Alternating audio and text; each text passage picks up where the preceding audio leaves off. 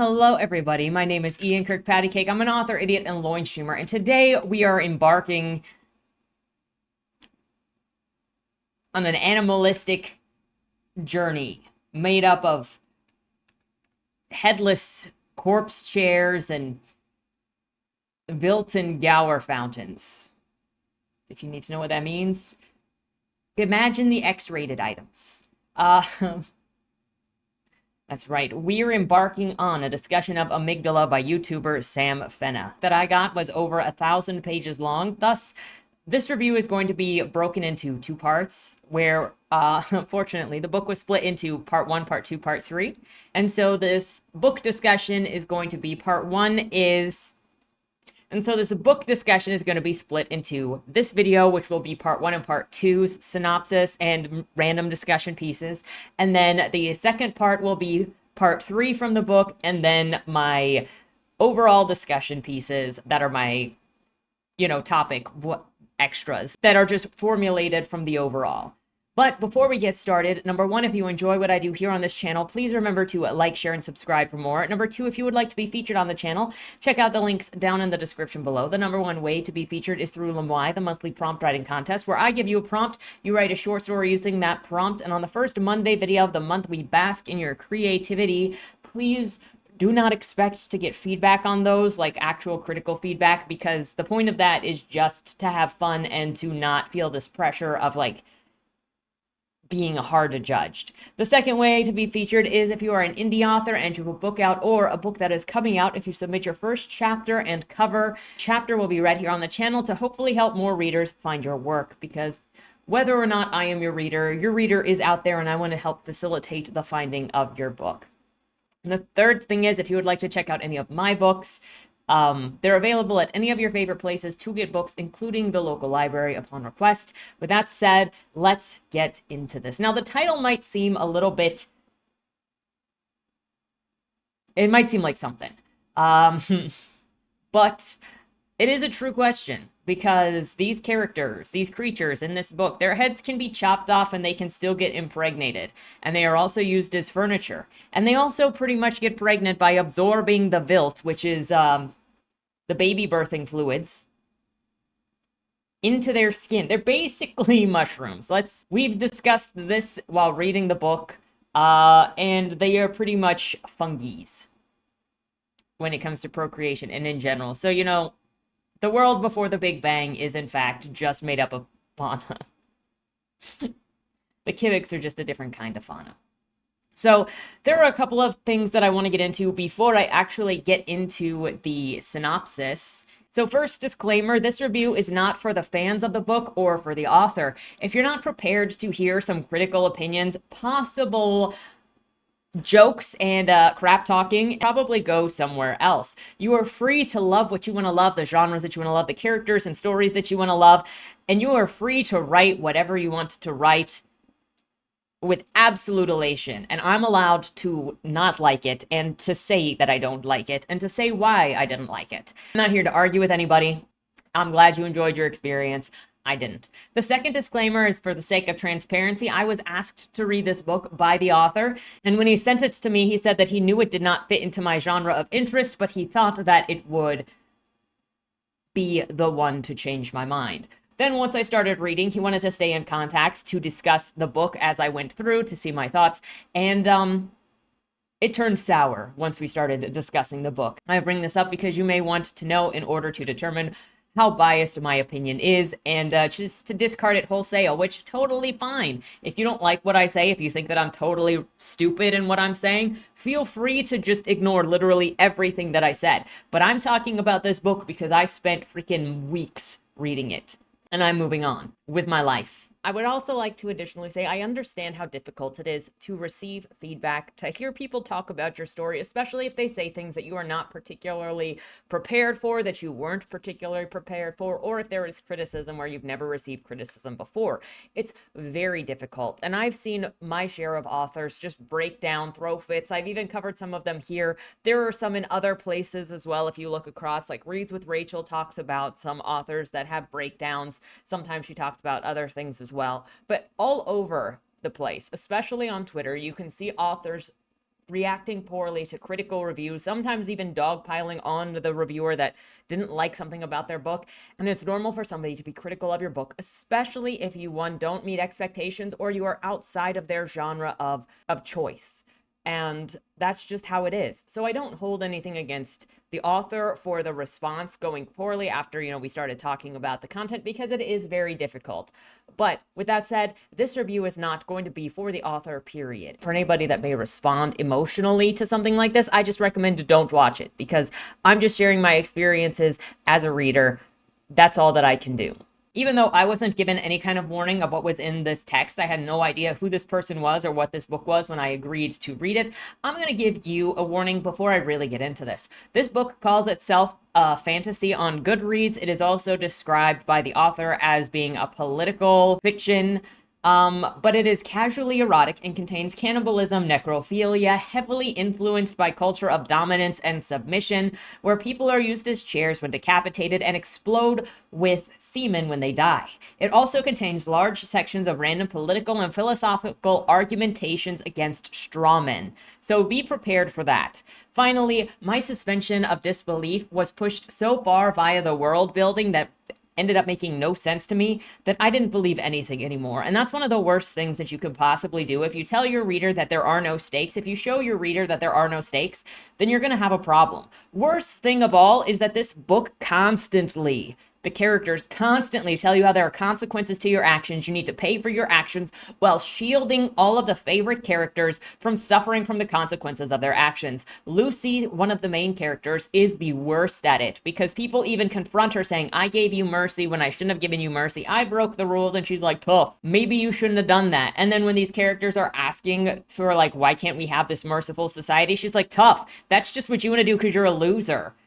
And then she is constantly shielded from all of her bad decisions, and then still thinks that she is making her way on her own by being a strong, independent female. No, she's being shielded from the consequences of her actions because she's a favorite. That shows through clearly in the lack of response to her bad actions, and specifically because of the rules that were set up in the first 37% of the book.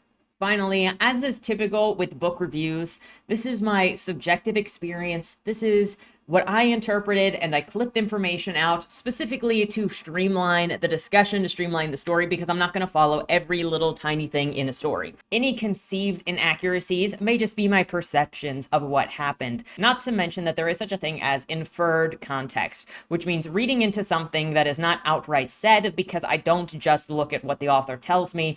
I read into underneath non-said things. Now that we've gotten all the disclaimers out of the way, I would like to start this review out with a meme that summarizes the absolutely trash ideology of the main character Lucy, Lacemaker, and the government head Lockett. To quickly summarize, this book is pretty much the first 40% is mostly world building. The midsection, about 30%, is preparing for a masquerade/gala, which is over in an instant as well.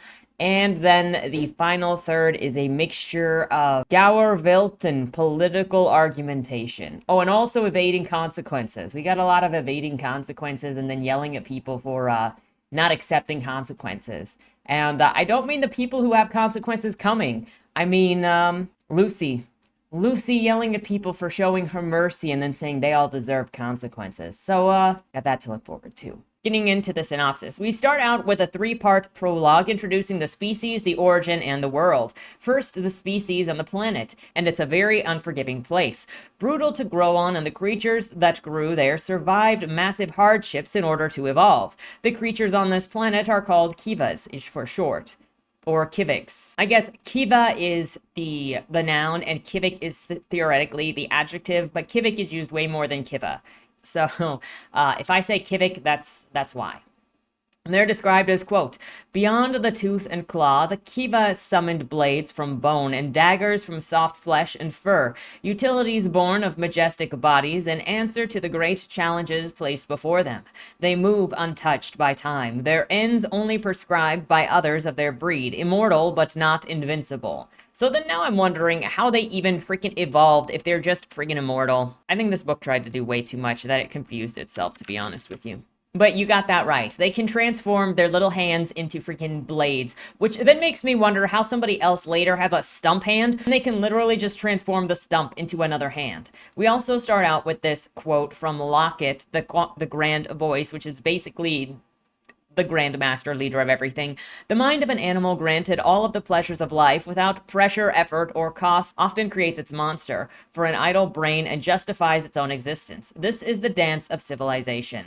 I would also say that, saying that you can murder anybody who seems weak also creates a monster, but the whole ideology behind this whole thing doesn't make any sense. The results of these qualities was a species able to retain its collective knowledge, rather than passing it down through generations where one might witness a loss of potency. Instead, the Kowakians themselves carried the flame of knowledge ever onward. It takes no effort at all to imagine a far advanced Earth had its brilliant minds lived consistently through the ages. Alas, and to our doom, they graze the world like falling stars, glittering then vanishing into the dark, leaving only a ghost of their light. However, this doom did not plague the Kiviwak, and instead, after the withering of significant time, the animal had developed intellect markedly more complex than any other. So a couple of things here. Number one, I was told that the narrator should be thought of like Morgan Freeman, but it's very difficult to stay within the confines of the story when, number one, it's comparing the Kiviks to things that don't exist. So it's like, oh, they're smarter than anything that came before them. Literally, what came before them? They are immortal. This is before the Big Bang. So you can't compare to human knowledge because there is no human knowledge. What are you talking about? They are markedly more complex than others. Markedly more complex than plants? Quote, the Kivik animal may be identified by many things, the easiest among them being their shared physical traits. Few, though, they were. All had pupils crossed like clowns and diamonds upon dilation, and 3 navels marked their bellies. Strange patterns painted their flesh, around their face in particular, like the marks of a dark carnival. Mammalian, reptilian, amphibian, molluscoid, insectoid, avian, and aquatic formations could all be observed across the breed, but not to any of these categories did they belong, only to the Kiviwak. So there's no rhyme or reason for any of this. They are just, you got to think of it as this was approached as Clown World. They're literally just another variation of the Clown World meme because everything sucks.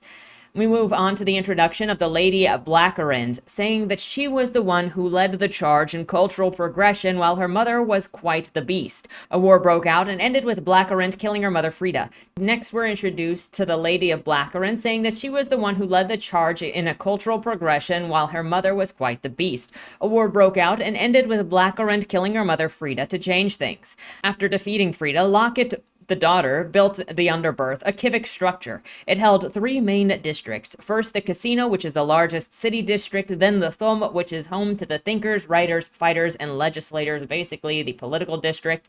And the last place is the Harlo, which is the marketplace, gardens, cityscapes, and the bustle of the free economy. And from here, the animals, they prospered into a society. That is the end of the prologue. Moving into the story, we open with a young girl named Lucy looking out of her house upon the city lights and waiting for someone.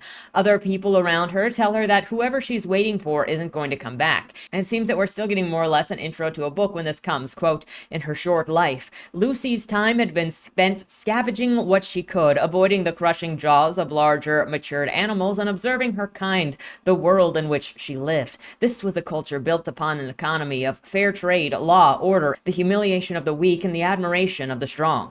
The city of animals. But with all the wonders of her home, it was ethology that Lucy took to. She paid close attention to the art of faces, how they twisted and turned, telling their own stories, exposing the lies of lips. She had found that while words could be filtered with the dishonest poison, expression and language of the body was not so easy to mask. Facial tension, the pose of a shoulder, the fleeting movements of evasive eyes, the little currents of a voice that ebbed and flowed, the true language, and reading the truth untouched, uncontaminated was the skill Lucy aspired to master. She saw words from afar through the dancing lips, read tones through posture, and attitude through eyes. When fully applied, Lacemaker could foresee immediate intentions by a flow of a brow, a flare of a nostril, and the pressure applied to the grip of a glass. So She's already being set up. One, she is a teenager, but she is apparently going to be so intuitive at reading body language and voice that she can call out whenever anybody is lying to her, which means that she is never going to be able to be lied to unless the author wants the character to be a victim to something. Then we get what feels like Lucy's goal, which will launch her into action. Quote, alone, her mind fell into reflection. I'm not obsessed. Couldn't be. Is it obsession to want for a cordial end? To seek truth where the lies live? Nonsense. Harmless curiosity is all it is. And what damage could I possibly do? After all, I'm only a little thing. Further, the next chapter starts immediately with establishing the economic background of the world. Quote, economy could certainly be considered beautiful if viewed through the correct apertures. An organism comprised of complex relationships where behind the curtain of blissful ignorance the chains of production rattled. Much like culture, it is not a thing consciously designed. It evolves, integrates, and inhabits the peripheries where it surely belongs. However, when things go awry, it becomes necessary to lift the veil and bear witness. For me, this actually felt more like the author talking about this than for any of the characters to be talking about this. Because you just started this paragraph by talking about this. We already know that this is heavily going to be about the economy, and as we go forward, we will learn that it is a barter system. It was moved from a coinage system, and that the main people in charge of this culture do not believe in kindness, do not believe in any sort of social security net, and don't even believe in medicine, period. So how does that come into play with immortals? While Lucy watches onto the city, we get more talk about the economy and how everything functions via trade, basically. Quote, demand, product, and public preferment. The lifeblood of civic trade. Yet, nature seeks balance, objectivity. Always there will be winners and losers. Grand thinkers stood proud atop the staircase, far above the living failures serving as the steps. Then we get back to Lucy, waiting for someone named Goldoon to come. She watches someone named Goldoon go into a restaurant where he meets some mysterious woman wearing a cloak. The two exchange something, and the stranger encourages Goldoon in a way that sounds somewhat cultish. Afterwards, she runs off. It kind of seems like a superhero-style moment as she watches from above. The clock tower ticks. She springs across the rooftops like a darkling sprite, or like Dalen running from his latest murder. Entangling and ever watchful, when ready, she would step into the living world and manifest her scalding ire. This chapter ends up feeling more like a superhero story and kind of bizarre in the way that it was worded. Moving over to following Goldoon as he slips through the city, we learn about the Civic concept of shame, which comes down to two factors, mentality and physicality. Goldoon continues forward. He opens the package that he received at the restaurant and dabs a bit of the silver liquid from the bottle into his fingers. It explodes in the light and he closes the package and then flees quickly. Lucy stalks Goldoon as he continues to move. He reaches a bookkeeper and leaves a package there with the owner of the shop while Lucy watches. She finds herself a book off of the shelf, a psychology book called A Study of the Civic Mind, and Lucy sits down on the ground to read it while Goldoon does his thing. We get a chapter that is literally just a couple of pages of world building to talk about rottering of the species. That is how the corpses are used and the brain function. Rottering is when a civic goes unconscious, and it'll be used as a sort of plot device, but it is also, you can be unconscious or you can have your head knocked off. So it is the same thing, forced unconsciousness or a head cut off, and you can literally just reattach the head and the Civic will come back to life because that doesn't kill them. The only way to kill a Civic is to like smash the brain, but they will interchangeably use rottering for passed out via exhaustion and being beheaded and having no ability to become conscious again until somebody else lets you become conscious, which excuse me if I say those feel like some very different things. Back to the bookshop, Goldoon and Sally are talking. Goldoon is shooed out so that Sally can talk to Lucy and ask why she's even following Goldoon. She's gonna get into trouble and it's just not worth it to keep going after this. Sally warns Lucy not to make mistakes that'll come with consequences, and the actions that she's taking right now will come with consequences. Lucy is going to learn very quickly that no matter what she does, there is just this hand of God that that cradles her from all of the consequences and allows her to act cocky and ungrateful in every situation where she is given mercy. Anyway, Sally gives Lucy a letter of recommendation to get a job somewhere else so that she can move on from whatever happened to her here, or, to get out of her life here in Vileborn. Sally also tells Lucy to leave the city. She'll never be able to become more if she doesn't. I don't know why Sally doesn't just offer Lucy a job at the book bureau, give her a job somewhere around there, but Lucy apparently just has to leave town. Small town girl, time to get out. I was a little bit confused here as to why she followed Guldoon just to stick behind and talk to the bookkeeper. It felt like it changed what the book was doing. And then after she stayed behind and talked to the bookkeeper for a long while, she found Guldoon again easily, and maybe that is from smelling, but maybe she should have started out talking to the bookkeeper, then Guldoon came in, and then she was like, oh wait, puts down the book, gonna look, oh, I want to follow him, I've been looking for that man. Maybe that would have been a better choice. Anyway, going back to Guldoon, Lucy followed him again, somehow catching up to him once he left ahead of her.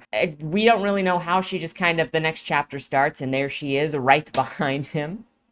Also, we learn that this society is so brutal to its young because they have to prove themselves to be worthy of being in society, period, from the day that they are born, or else they get eaten.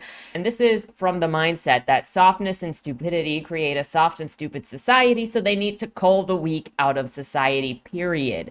If it sounds a little bit like eugenics, it kind of is a little bit like eugenics, which is a little bit, it's a choice, considering Lockett is going to argue that her political opponent is into eugenics, when really, what are we looking at here, Lockett? Guldoon goes to a dollhouse and spends his time with a dolly. In case you needed to know, a dolly is basically a prostitute, except in this world you can cut off the prostitute's head. Now I'm wondering, can the prostitutes... do you just shoot your vilt all over them, and do they risk pregnancy? Or is there a way to avoid that? Is there a way to cauterize the dollies so they don't get pregnant? Because it seems like it's much easier to get somebody pregnant in this story if all you got to do is vilt coat them. Anyway, the dollhouse is considered the place where art meets erotica. Bodies in the forms of furniture and hentai orgasm faces for art purposes. You do have as part of the major things in this story, when they get knocked out, they do the doll face, which is it is the hentai orgasm face, by the way. Guldoon purchases a dolly at this establishment from the owner and then goes to do what you do with the dollies in one of the other rooms. Lacey is caught up with Guldoon at the brothel and is hanging in the rafters. She listens to a singer before continuing onward to find Guldoon in this place, obviously kind of just sneaking around. BT dubs. She is the size of a house cat. She is not that big, but Guldoon is normal sized. I don't know if I put it in the notes anywhere here, but all of the characters here are very, very differently sized. So I'm not really sure how this society functions, who the average sized Kivik is, and who has to meander around or squeeze between stuff. Because in real life, the average sized person is between 5'5" and 6'2" or something. And then that varies based on society. So some houses in some places are made smaller, and some houses in some places are made bigger because of the average size of the person in that society. In this society, they can vary from 2 feet tall to 20 feet tall. And the snake lady has a 100-foot tail. And then you've got some of them with these antlers that just go and go and go. And then Frida is the size of a mountain. So how society works when everybody is so vastly different sized, I don't know, but it also obviously doesn't seem to matter. So these creatures are called looking different, inspired by animals, but the animalness of them doesn't really inspire anything in them. They don't actually really show animal instinct. They don't show a preference. Even if they look more predatory or more herbivore-ish, it doesn't inspire their behavior. It doesn't come into their behavior. It doesn't come into their influence. And so the looks and the animalness of their appearances, the sizes of their appearances, are kind of just for the sake of them. Because you would think fine, I can accept that Lucy is the size of a cat and has the agility of a cat, so then she's climbing all over the place.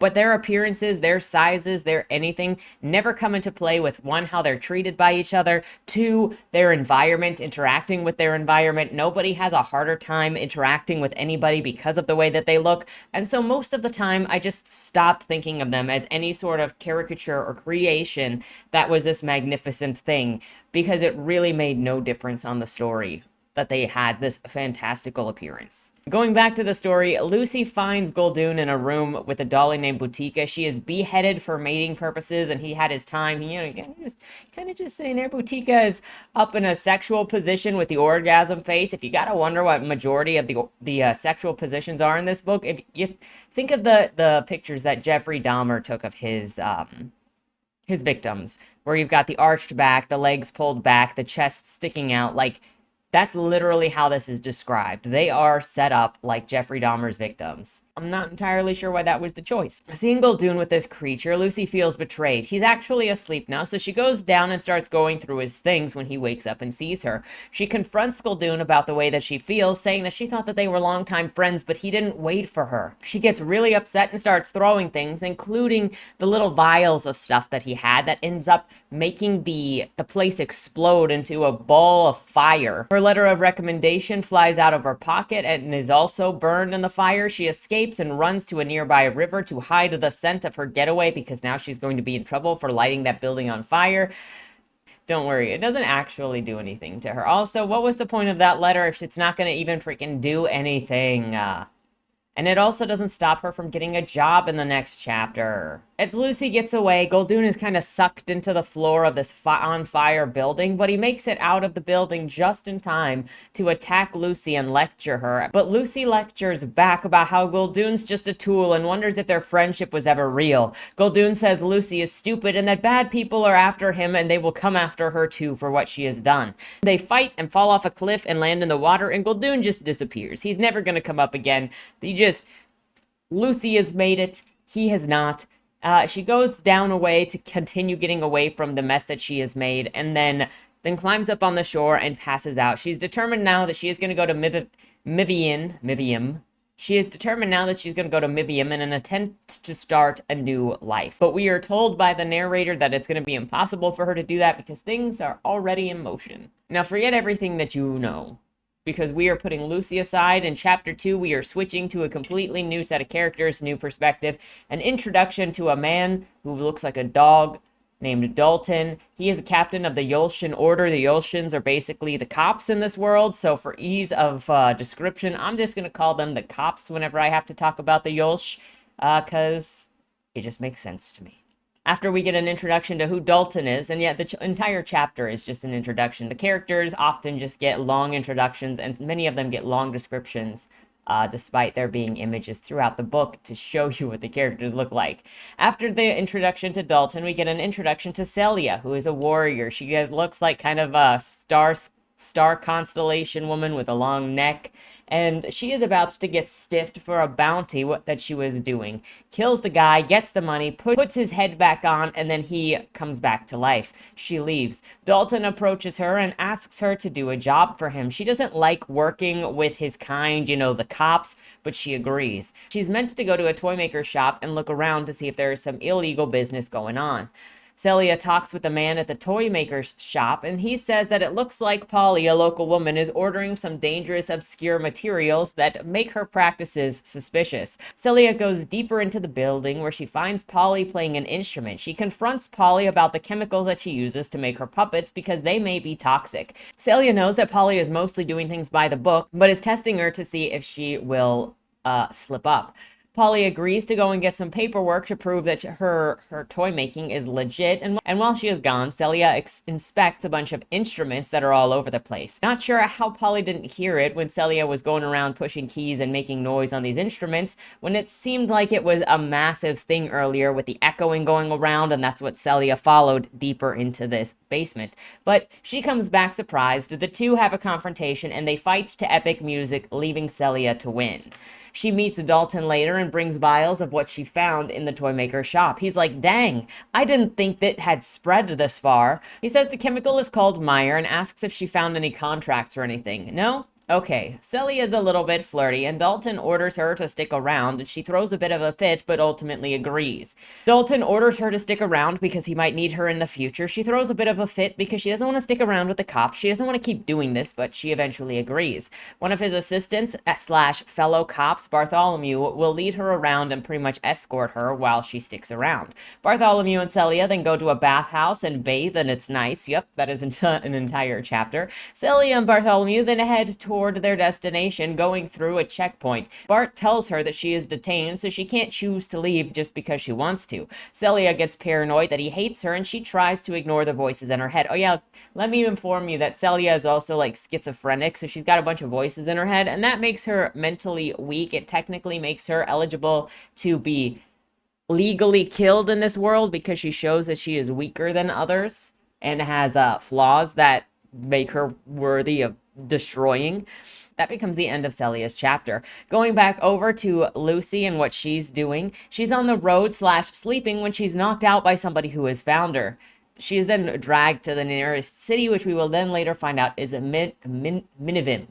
Ugh, I don't know why I struggle. I always want to say minivan. She's then taken into a chop shop, which is basically a butcher and slash restaurant, because the chop shops also feed you immediately from the bodies that are brought in. And people there are eating the Kiviks because the Kiviks are all not just, they're countrymen, but they're also the only form of protein that is in this world. Cannibalism is just part of the culture, and especially they got a lot of hanging little babies because the little babies often deserve to die. You don't get a lot of meat with them, but you know what? They get born in groups of plenty, so I guess there is that. Quote, the smell of the chop shop was overwhelming. Flavored flesh, bone, floral seasoning, grease. The foyer was packed with metal tables and chairs, welded together in accommodations of all shapes and sizes. Above the heads of the feasting clientele were the railings on which folded bodies of captured youths hung. Bells rang with every order, and to each table the rails would carry broth, soups, and dinners. And it was not just the young who were eaten. Matured vessels of failures had their place too. In fact, their large, wealthy forms were prized, with little else to offer a culture of supreme functionality. Their flesh was a welcome service. For the mysticism of death to be unveiled, one might wish to enter a Kivik chop shop where objectivity ruled. Young or matured, bodies were but bodies, meat was but meat. This book has a fetish for sticking to objectivism, but it's not really objectivism. It's just personal preference. And then they go, but my personal preference is objective. Okay, Jan, sure. We find out that the man that is carrying Lucy is named Ludwig, and he is talking to the butcher of the chop shop, Marvel, in the back room about how important this business is, and he needs his help. Then they're looking over a bottle that Lucy has because it seems valuable. One of the bottles of Meyer that apparently, theoretically, Lucy might have pocketed back at the location. Lucy, who is actually just knocked out and not actually beheaded, which you think that she would have been beheaded because she needed to be sold and not have the ability to come back. Yeah, it's feeling a little bit like plot armor to not be completely disabled, but only partially disabled so that you can recover in a dire situation. Yeah, she wakes up hearing them talk about the Meyer, and she says that it is perfume in order to hide what it is, because she doesn't even know what it is, but she doesn't want to get into trouble. She gets them to back off by mentioning the name Fontaine because she heard them talking about Fontaine and them being afraid of him. They fight and push. Eventually, Lucy fights with Marvel, and she pushes him into a meat grinder. Ludwig and Lucy step outside. Ludwig is kind of hyperventilating because he's like, oh my gosh, what just happened? I can't be responsible for this. I'm not like this. I'm gonna die. I'm just a fowler. I'm just a baby. They're gonna come after me. And they agree to make up a story and to stick together because, Lucy bullies him. That's pretty much it. Lucy wants to know more about Ludwig's boss, Wiley, who is actually the boss of his real job, but generally wants nothing more to do with Ludwig. They determine to lie about what happened to Marvel in order to stick together and not to be punished for killing somebody, because if you kill somebody unjustly, then you get the axe.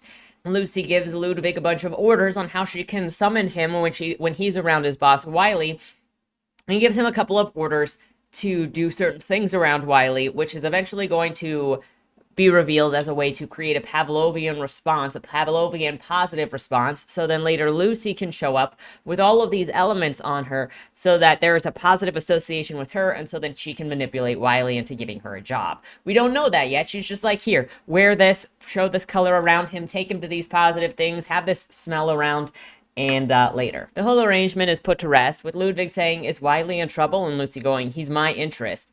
Ludwig, I don't understand. Lucy, you don't have to. Do what I say. Ludwig, for how long? Lucy, pretty much as long as I tell you, or I'm tattling on what happened. Lucy is just a bully. Like, the whole time, Lucy is just a bully, and she doesn't freaking care. Even when Ludwig actually does things to help Lucy, her opinion doesn't change, and she just mocks him for being nice. And we find out that Ludwig is working at a newspaper, which is called an Incor here in this book, but we're just going to say journalism because it's easier to keep things forward. And he's talking to his boss, Wiley, and afraid. Lucy follows him and is watching the interaction happen as Wiley talks to his assistant named Shale about business shortages. Ludwig then gets some spiced Genevieve from the assistant Shale so that he can do Lucy's bidding. Someone random comes in to say that Marvel has died in his own meat grinder, and then Ludwig spends the rest of the day making Wiley laugh to rub him in perfume as Lucy watches. Next, we get some exposition about Wiley as Lucy just searches, and then she meets Brock, Wiley's prized whore, at the Dolly house. He's sensuous and deep-voiced and won't hurt Lucy despite being young because he doesn't need to. Lucy asks him if he ever wears clothes because it doesn't seem like he does. Then later when he meets up with Wiley, he is wearing some clothes and Wiley loves it. Time then passes. Lucy appears before Wiley and presents all of the information that she's gathered about him and his allies and then asks for a job as a journalist. He sees the jar that she's carrying and drinks it, calls it a fake version of whatever it is they were selling on the streets not long ago. Lucy is confused by what he's calling that stuff because of the fire and explosions from before. However, she does get the job as an inker. Then there's a chapter that is literally just a contract that says to seek the truth and report it, minimize commotion, act independently, be accountable and transparent, and act in the ultimate interest of the truth.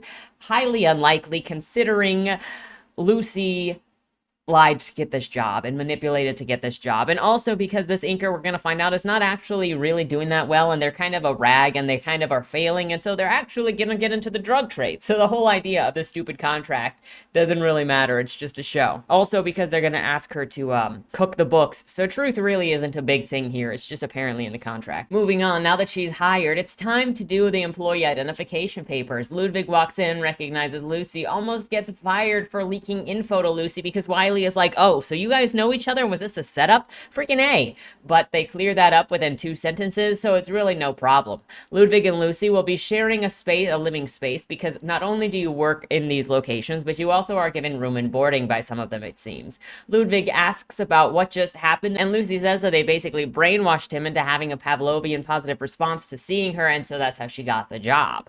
Moving on, it turns out that there is a big argument going on between Methuselah, who is a communist sort of stand-in here. She's not totally communist, but she is also communist because constantly... So you'll find out as you go into this book that the people who believe in a kind society and medicine are also villain-coded by saying for the greater good, even when it doesn't make sense, but it wants you to know that they are actually the bad guys because, you know, they do take it a little far.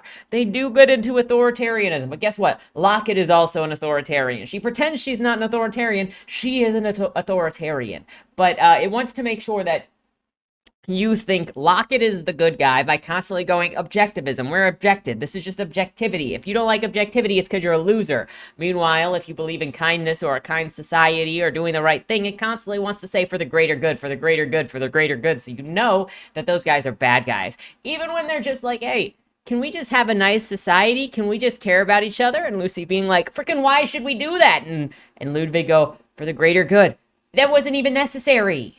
But it wants to code it for you so that, you know, you associate certain things with certain things. Anyway, so Methuselah is on the side of medicine, is on the side of changing society. So, you know, they're not killing their young. Yeah, that's why you got to make sure to bad guy code it with for the greater good, is because you're like, you know, it seems pretty reasonable to not just murder people willy-nilly because you think that they are inferior. But okay, she's arguing with this guy named Yeshua, who is the father of the dollhouses. That is correct. He picked the name of Jesus to make the creator of the dolly house. So if that doesn't tell you something, I don't know. Well,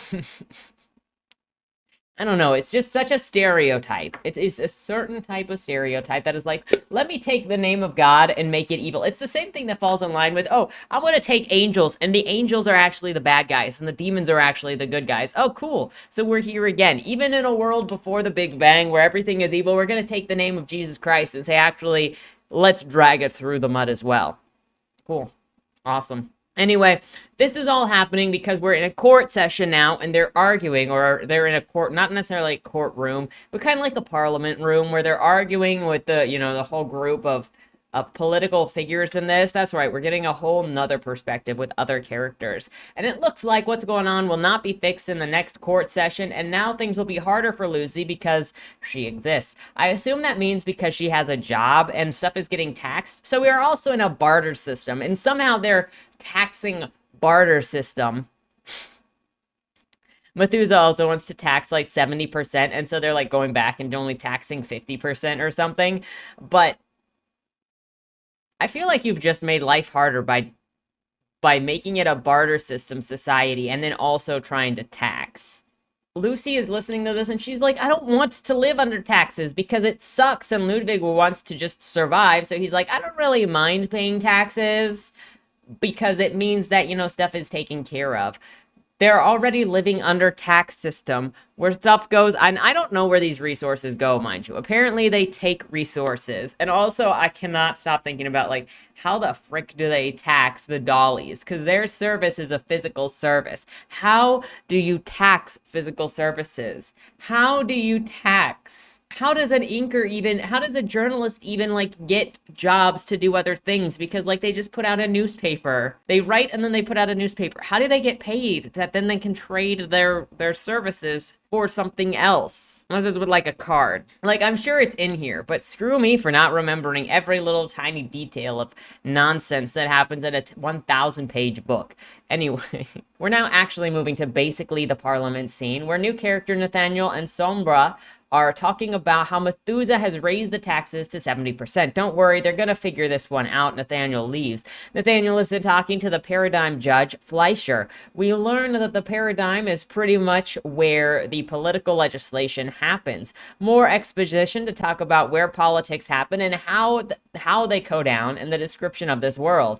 All this is given to us while Nathaniel heads to see Lockett, the Grand Voice. We are now introduced to Lockett, who is basically the dictator of literally everything at the moment. I mean, there's still, the system gets passed, but all of the laws are by her. She also helped take down Frida. How she is the main one in charge when she was not the only one who took down Frida, I don't know, but she is the one that instilled this. She called it survival of the fittest. It's just eugenics. It's just selfishness in society. And she has made herself the de facto voice of everything. She's expecting the tax rates to be cut, and she feels like a game is being played with her. Somebody is being dishonest. Somebody is out there doing something. Lockett now collected. She and Nathaniel and Sombra will go find Winifred, who is waiting for them. We go over to the Grand Whisperer, intro to Winifred. She is kind of aggressive. They all collect her, and she is mad about the tax hike. She is also mad about the tax hike. Now they argue with how Methuselah's taxes screwed everyone over, and Nathaniel approved of it because, Methuselah was the one that put forward the proposal for the tax thing,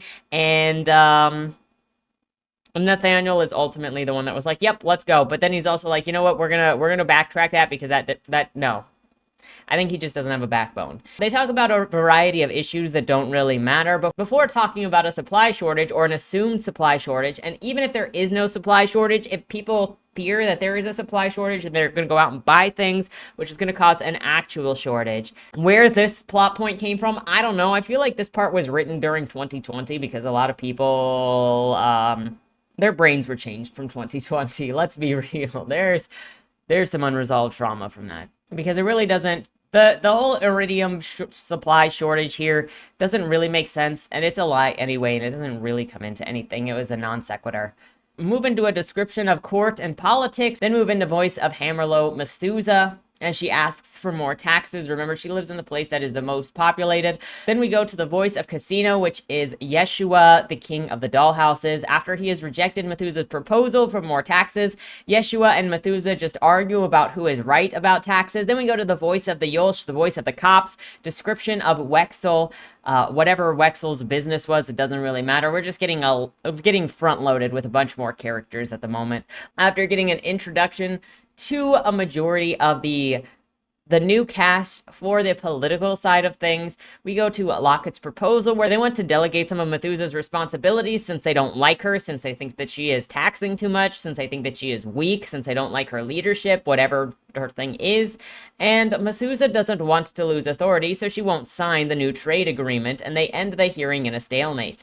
Enter a new character named Fiona the scribe is introduced, writing up the minutes from the meeting and sending them to the journalists throughout the area so that it can populate the world. More random political talk between various people from the court, and then there's Wexel and Winifred plotting whatever they're doing, saying how Methuselah mentioned black halls. Black halls are like under the table cops, like mercs for hire, not mercs, but like the shady people that can do investigation but are not part of the cops, and so it's kind of sketchy to use them, but they can also break the rules, unlike the cops.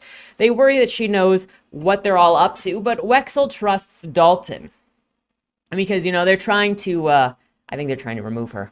They don't want anything to go wrong until Fontaine is dead, because that's the main thing that they're all fighting against. So they're trying to find Fontaine because he is supplementing, because he is spreading out all of this mire, and they don't want him to catch up. And oh my gosh, going back and looking at it, it just makes it worse because you find out that mire is medicine, and the only reason it exploded is because it was unstable. But they have a history of this. They have it written in books. There are characters later in this book that go into an archive, like a political archive, a formal archive, where the stuff is written down, and these characters are also immortal. Like it said earlier on in its own text that they don't pass down knowledge because they just hold on to the knowledge, and they're smarter because they are immortal. So how is it that these people have been alive this entire time to see the mire be tested and know that the mire is tested, and then they're like, this might be a weapon, I don't know what's going on?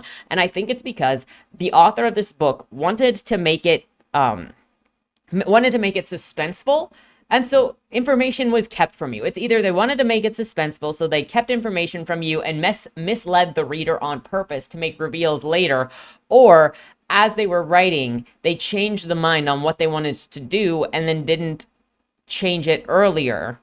But in general, it feels more like information was specifically hidden, because it happens a lot in this, where it's just like, I'm not going to tell the reader something, and then I'm going to do a reveal later. And it's just like, we should already know that information, especially considering they freaking know what things are outside of the existence of the story, because the narrator is supposed to be an omni-narrator that knows everything. And if you're doing an omni-narrator, then it doesn't make sense for you to hide specific things from people. If you want to do suspense in the people don't know what's happening, people are misled in the narration, then you got to do a close third perspective, because then the narrator doesn't know what's going on. But you can't really mix the idea of being an omni-narrator and also specifically hiding or not knowing information and then just spring it on people later. And that's a common mistake that a lot of authors make in thinking that they have to hide information in order to create suspense, when you can actually create a lot of suspense by having the reader know things that the characters don't know, and that the suspense comes from when are the narrators going to find out. And in this case, it could have been the readers knowing what mire was, but the characters not knowing what mire was, and then you're watching them fight over what is medicine, but they think it's a weapon. Or some of them think it's a weapon, and you're wondering when they're going to find out the truth. Like, there are a lot of ways to deal with suspense, and generally, specifically hiding information from your readers is not the way to do it, at least for me. If I come across stuff in stories where the author is literally hiding things from me, then I have no reason to trust the author, because they're not going to be straightforward. They're not telling me a story. They're hiding stuff just to go, ha-ha, later, and I have no reason to trust the narrative ever. The same thing goes for if there are no consequences. If the narration lies to me straight up, not a character, but if the narration lies to me, I have no reason to believe anything that is said. And so then what is the point of even reading? Because there are no stakes, there is no honesty, and anything that you say can randomly be changed. Anyway, getting back into this, we don't know who Fontaine is for a while. He's just kind of mentioned in passing as being behind all of this and being at the center of the drug trade. Later, Lockett agrees to go to Yeshua's gala if he behaves, walk by a nude fountain with water coming out of the nipples in the foyer, because that's a big part of it. Like I said, casual eroticism is throughout this. And a bunch of journalists ask Lockett if there will be an answer to what happened at Polly's, because, you know, remember when Celia went to the toy maker and then fought Polly's? Yeah, there was some incident there, and everybody is like, what happened there? This is not normal. Yeshua and Helgon is a snake lady assistant of sorts, are going back and forth about politics of the inner sanctum court until Winifred appears and tells him to keep out of trouble and get the deals done. So much of this feels like it's all the same, like it's just constantly switching between characters, being vague, threatening each other, sort of having a similar conversation of also not telling you things just so you can see people moving.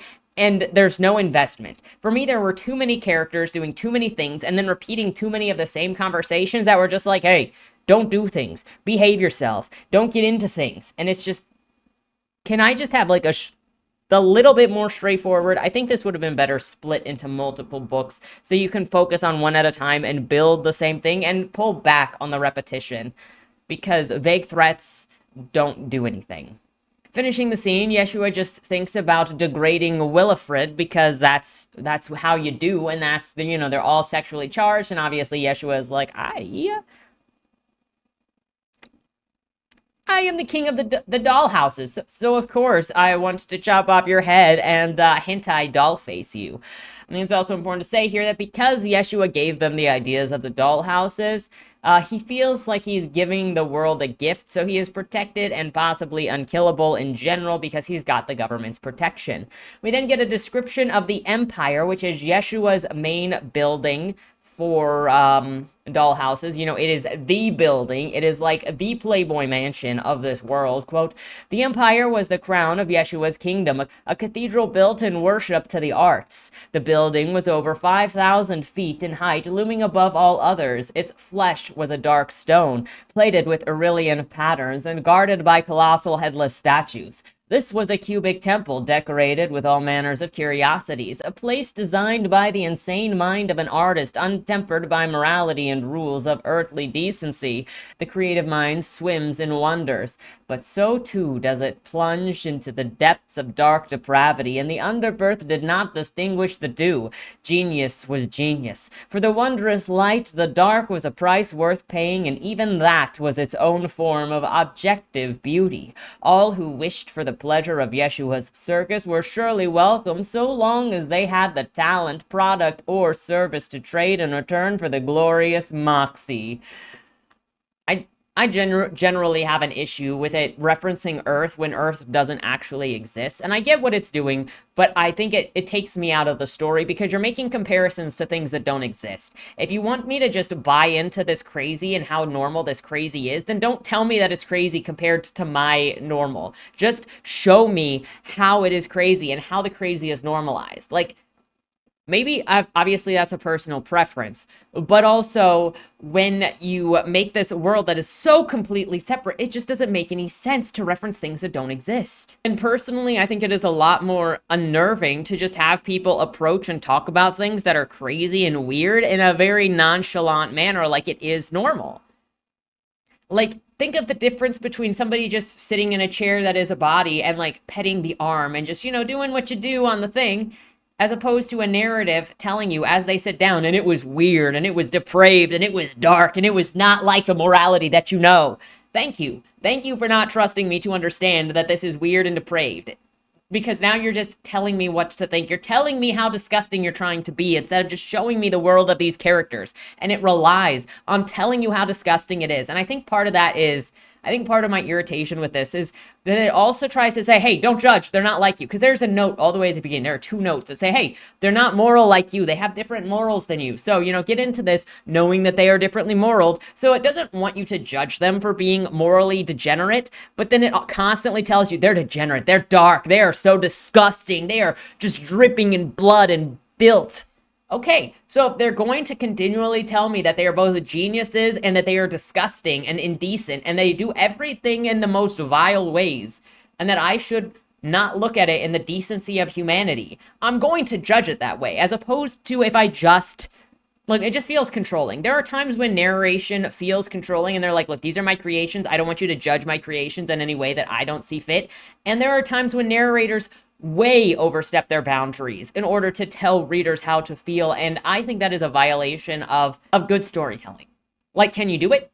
Definitely you can do it. But me being an obstinate person, as I always have been, I don't like people to tell me what to think or how to feel about something. So if you put it in the narration that, hey, they are degenerate, but also don't judge them, that's just their culture, I'm gonna judge, okay? Not all cultures are the same.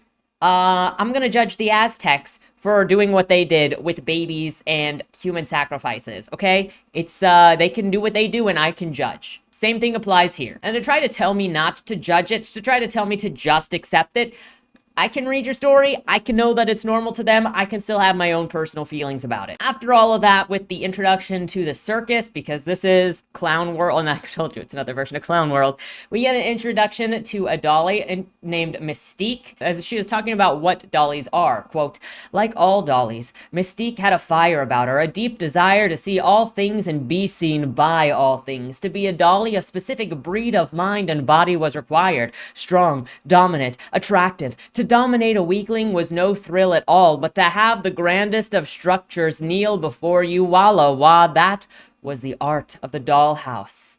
They sold submissive beauty, contorted strength, humiliated power. Their ranks were filled with competitive artists, creators, and performers, but their aggressive contest did not overshadow their collaboration. Wonderful shows and spectacles were created when the dollies worked in parallel. Mystique's home was Delamere, and across the vast ward of talent, she roamed, danced, sang, and worked under the direction of her doll. She was, in this instance, manipulating a 10-foot instrument down Beetle Street, caressing its wires with sharp nails, summoning the prettiest sounds from its metal throat, accompanying her own beautiful voice. She was positioned perfectly against a stained glass window, allowing lusty red lights to bathe her body as she performed. Crowds gathered to watch her art, laying trinkets, perfumes, soaps, and silks at her feet.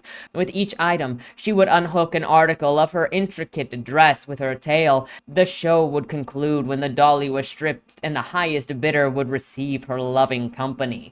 So there's also this weird thing with these where you're gonna get at the beginning of each chapter, it lists like different laws or different protocols. Some of them are Lockett's law, some of them are laws of the dollies, and some of them with the laws of the dollies basically say the dollies have no rights. But then at the same time, we've got this where it's like you have to be this special kind of artist to be a dolly. Also, as you go through this, walla wah just like randomly shows up in sentences as part of their talking, and the funniest thing was in the reading group or somebody that mentioned walla wah. Just replace walla wah with for fuck's sake, and it's kind of hilarious. After we get this description of Mystique doing her performance to guide people over to the dollhouse. Oh, that's the other thing, is pimps are dolls, and then the prostitutes are the dollies. So there is that, in case there needed to be more description there. After the long description of Mystique, after this long description of Mystique's appearance and how sexy she is, she flirts with this man named Gatsby and then pulls him onto the bike as they go toward the Empire Yeshua's main location. Also, the closer they come, the more she believes that the stranger is actually meant to meet with Yeshua, because when he said that that was what he was doing, she was like, nah, but then it seems like he did. Now we enter into a dolly named Harlo, who is described as a killer slut bunny by the author. And she shows Gatsby to Yeshua at the dollhouse. They talk vaguely about their plans and Methuselah, how they should ask her what's going on, because neither of them know, and ask about where one of their agents, Greta, is. She is following a lead, he says. Oh, and since Mystique led Gatsby in, she was beheaded and just kind of left there on the ground in a sexual position of submission, as it's just part of things and they didn't want her to listen, so that's just how she is. Greta is the connection to Methuselah, and Greta's all about information gathering. She is also a bat-like creature.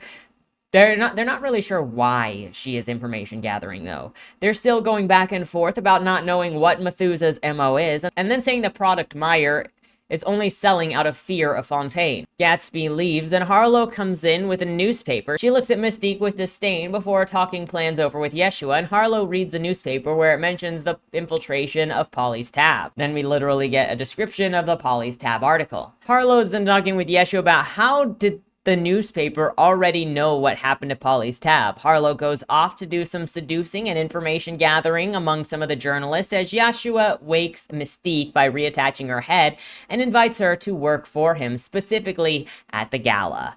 We are now basically at a Yolshin barracks, or, you know, a cop hut. She goes swimming at a nearby pool when Bartholomew comes in to challenge her back and forth on who is better. Dalton interrupts this to go and talk to Celia. Then we get this vague conversation where Dalton is like, haven't you heard? And Celia's like, what? No, I don't know. It's bad. It's so bad. Things are gonna happen. Run, hide. How can she? He didn't even say what he's talking about. And she's like, I don't know. I have not heard. Wait a second. Maybe I have heard. Wait a second. It's bad. It's so bad. Make up your mind. Stop being vague. Stop thinking that being vague means suspense. Talk to your characters. Allow your characters to talk and let your readers know what is happening. It's like it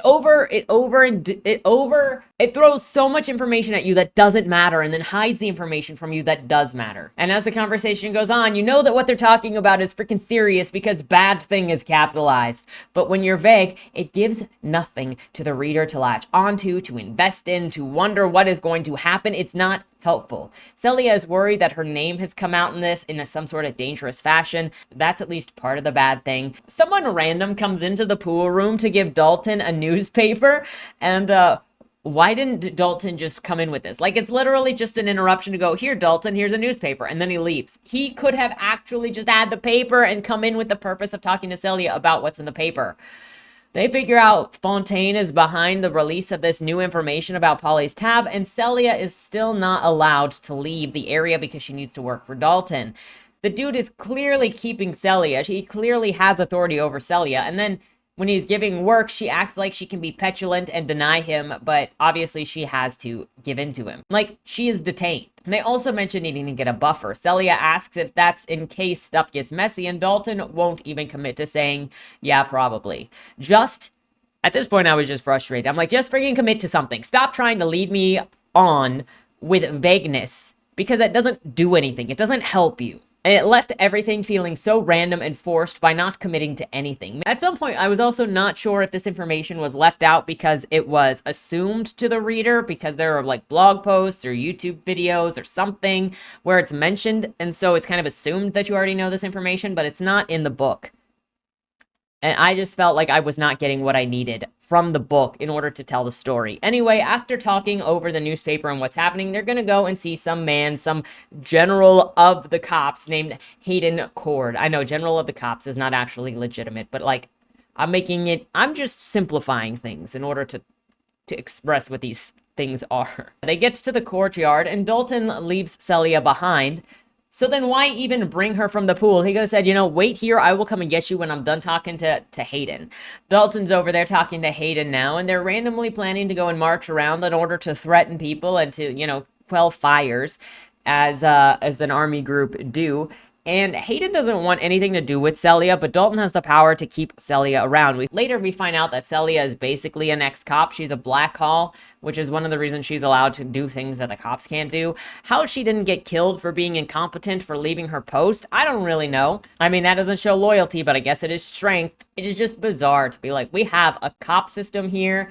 They deal with things, but also freedom, but also cops march around the city and they sing, because one of the things that they constantly do, we'll see, chant, whatever.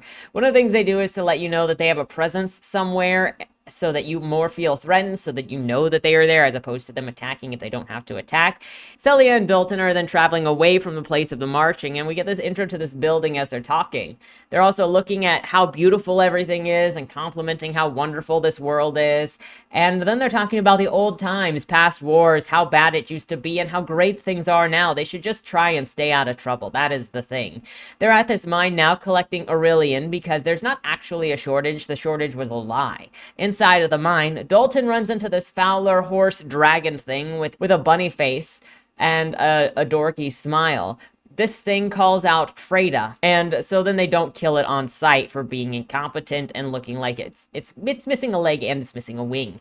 This little Fowler creature is then delivered to Hayden, and Hayden says to take her to Wexel to kind of see what is up with this child. Bartholomew and Celia are then talking to each other about the trade revolution and why she left the Yolsh/cops. She said that it was a her thing while she fights the voices in her head saying to kill Bartholomew right then and there. They're interrupted by Dalton calling for the two of them. Switch now to Lucy, who is on a boat with Ludwig heading over for their first job. She's only just then given a notebook for the first time and she doesn't even know what they're used for. And then she asks him and she's not given an answer. So she just starts practicing handwriting. Then it's just driving towards the location of the job that they're going to be reporting on as Lucy practices her handwriting, hoping that her scribbles are good enough to keep her around. Fortunately, she's not going to die because she's bad at her job because, you know, like I said, the power of the God hand protects Lucy from consequence. So it really doesn't matter if she sucks at her job.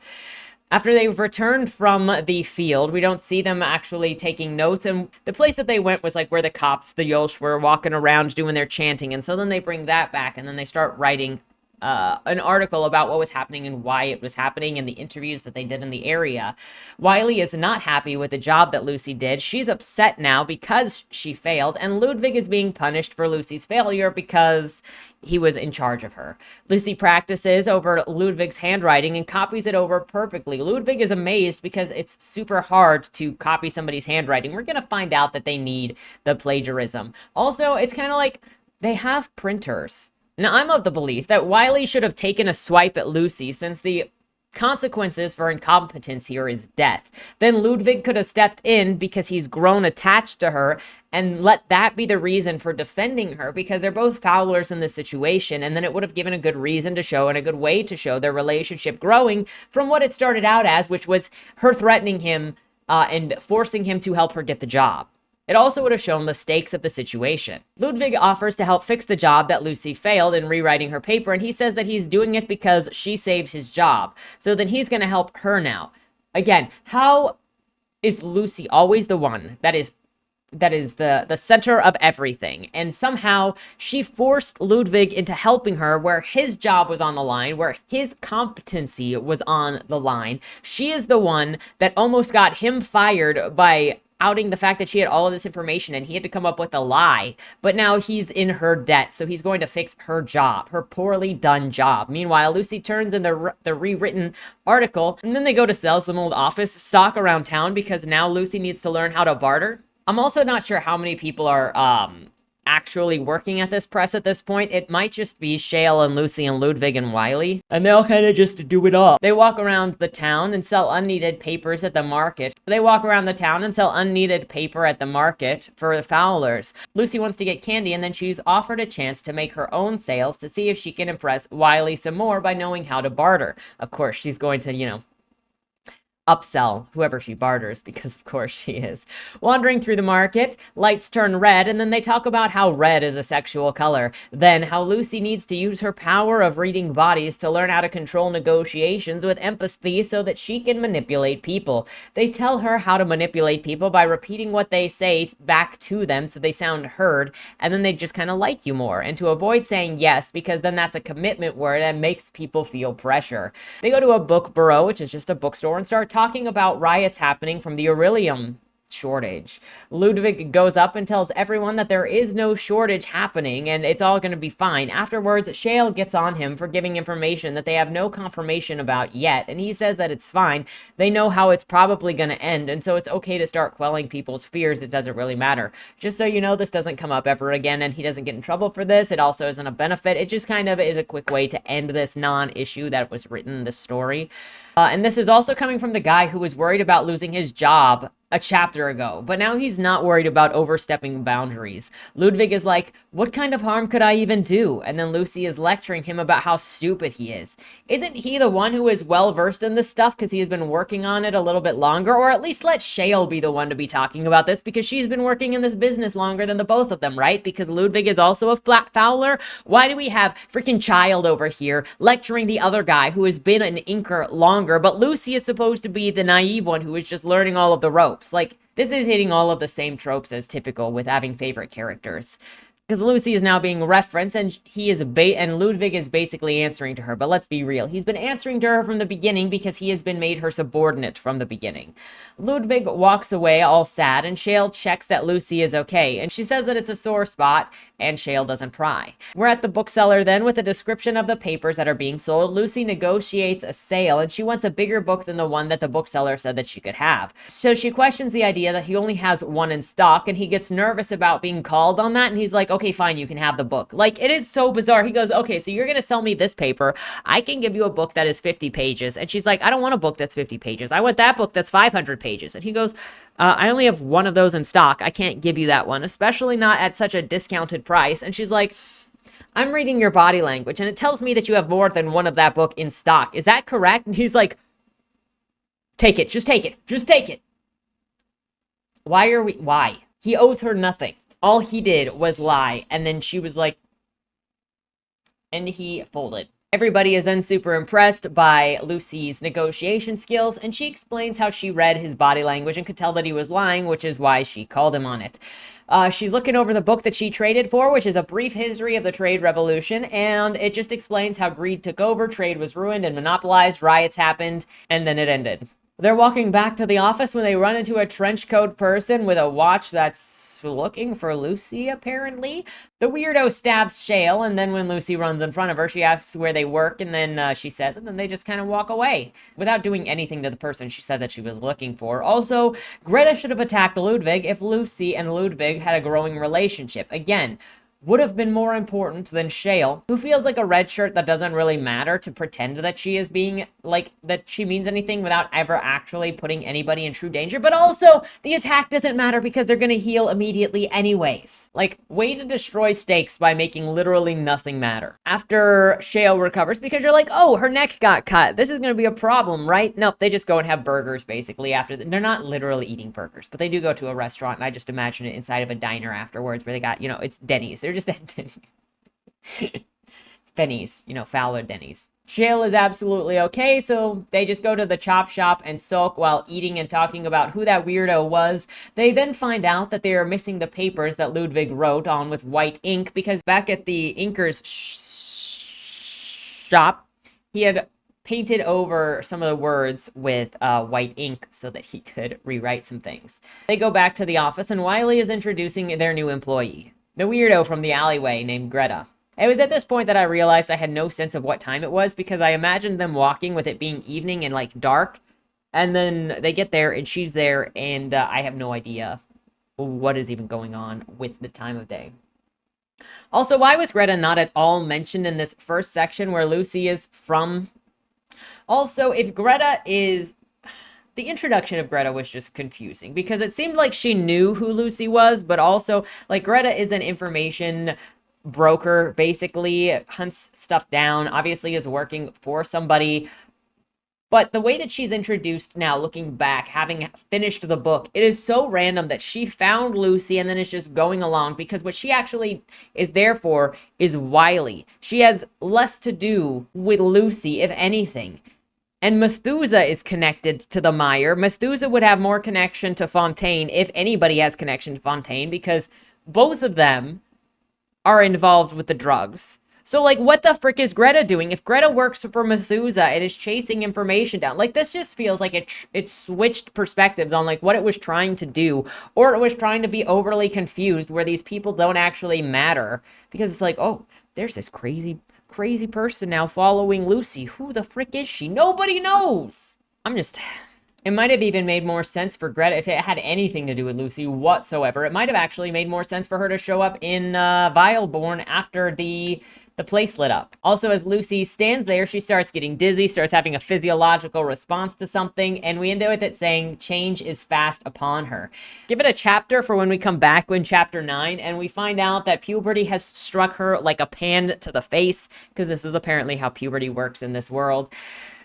Getting into chapter 8, we have an intro to a town called Frank B, which is inspired by Lockett's architectural style, because we find out that there are 3 main architectural styles in this world, and we're following Harlo, the killer slut bunny. She's walking up on this house and introduces herself to this journalist named Javier and says that her name is Gabriella and she's training to become a dolly. She kisses him on the cheek and flashes him and invites him to come and visit her at the dollhouse nearby. Harlo then enters into the dollhouse. Apparently there was a fight, but the dollies are all fine, so don't worry about it. She sits down and talks to the barkeep named Xavier.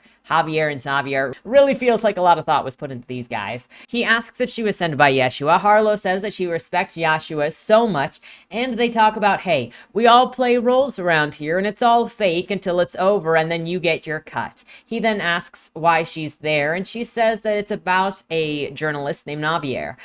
The guy was involved with a write-up about Polly's tab, and she's trying to get to the bottom of that information. Nothing comes from this. She just then goes to her room to probably wait for Javier to come and visit her. After going upstairs, she takes a bath. And looks over the garden outside of her window. People are now coming to Xavier's dollhouse. Javier has come to see Harlo, aka Gabriella. After Gabriella seduces Javier on the dance floor, they set up. Randomly seems like Javier decides to take Gabriella to his journalist office. I mean, absolutely nothing could go freaking wrong there by taking a random whore to your journalist office. What do you think is going to happen, Javier? Once they are in the office, Harlo starts asking about Polly's tab. Javier excuses himself. She eventually kills him and then starts ransacking his office for information. The chapter keeps going on to say that he dreamed of dancing with her as his dying body was left in the dark. The next day, we get an intro to Felix as he enters the journalist ink house, hearing about the oddity of Yeshua's music playing. He gets to his office and Harlo is in there waiting for him. She says that she has killed Javier because he published the leaked information about Polly's tab, and now the city is on edge. This is an investigation. Things are happening, and I don't understand why she needed to tell Felix this, because he is not part of the investigation. And does that not mess things up, or is it because Felix has a relationship with some of the other people? And if Felix has a relationship with some of the political people, then why didn't she just go to Felix to say, hey, your journalist published this information. I need to know why this is happening. What the frick are you doing? Who are you involved with? Why didn't she just go straight to Felix if there is this relationship? Because later we're going to find out that Felix does have a relationship with some of the political arms of society. And despite having accused Javier of being the leaker, she still asks Felix who leaked. We don't get an answer, just the usual suspects. Harlo asks Felix who leaked the information about Polly's tab to Javier, and we don't really get an answer. Again, in usual fashion, we get a very generic, the usual suspects. That doesn't really tell us anything. He says, would you like the names of the couriers? Before saying, I don't actually know who wrote any of this stuff. Harlo says not to let this happen again, apologize for yourself, and then leaves. Again, why was he not killed for his incompetence that he let this actually go to press? Does he have no control over the stuff that comes out of his newspaper? Does he have no control over what he is the boss of? And again, we evade consequences in what should have been showing the brutality of this, which is just killing it. And I understand if you want to be like, well, they need to keep their ties, so they don't want to get rid of people. Okay, then don't introduce me to this world that says if you fail, you're going to be killed. Because time and time again, we just keep seeing people be incompetent, don't know things, and then they're not killed. We see 0 consequences while it's going to say, hey, there are consequences. So then these consequences and this brutality is just an outfit being worn to pretend that there is some brutality going on here when there really isn't, or it's to hide to pretend that things are more brutal than they actually are. After Harlo leaves, Felix then throws a fit and breaks some things as he feels he's overshadowed and defeated by Yeshua. Yeshua and the dollies are then building a new instrument, and Harlo returns and is jealous of Mystique, who has Yeshua's attention in that moment. But Yeshua gives her attention immediately. He collects the papers from Harlo and is surprised to find them done by a whisperer, which is like a secretary. He believes this to be a threat by Methuselah, showing that she has him in her pocket. He's gonna go deal with that right now. And checking in with Wexel, she's got more information and asks Harlo to stay put and help build the instrument for whatever this thing is going to be. I'm not even sure what happens with this instrument. I don't remember it being important to literally anything. Like, we got a lot of random scenes where things happen, but it doesn't really matter, and it's not actually part of the story. So it just feels like, one, there's fluff, and then two, it's just like hanging out in the author's world, because obviously the author is very fond of their characters, but it's not telling a cohesive storyline to me, an outsider. After this, we got Dalton, Celia, Bartholomew, and the new horse dragon creature. As they travel, they learn that this creature's name is Felicity. They question how she's survived this long without claws and with teeth that are flat, so she's obviously a herbivore of sorts. This implies they are very surprised, because this implies that there are people and cultures outside of the underbirth that do not live like the underbirth. And somehow, the tyrants of the underbirth, these people, have not actually traveled outside of the underbirth to expand, to explore, and have not seen these other people. That's pretty surprising, honestly. They get to the city, and Felicity doesn't know what cities are, what boats are, what buildings are, as she names them all wrong. She says that she believes in magic and gods of some kind, and I'm not sure how they don't see her as useless from the get-go, because she obviously believes in these stupid things and doesn't have any instincts for herself that make herself useful. I guess the only reason she's being kept around right now is so that they can interrogate her, because she is from such a foreign land. But I also still don't understand how these people have never expanded out, especially when there's supposed to be like millions and billions and possibly trillions of these creatures walking around. Not only that, but as they walk through the city, like with all of these creatures that just naturally respond to uselessness and to weakness with wanting to like rip their throats out, there is literally no response from anybody that sees her that is like, oh, bleh. And it could have been a great time to show people restraining themselves, because this chick is with cops, and then like the cops being like,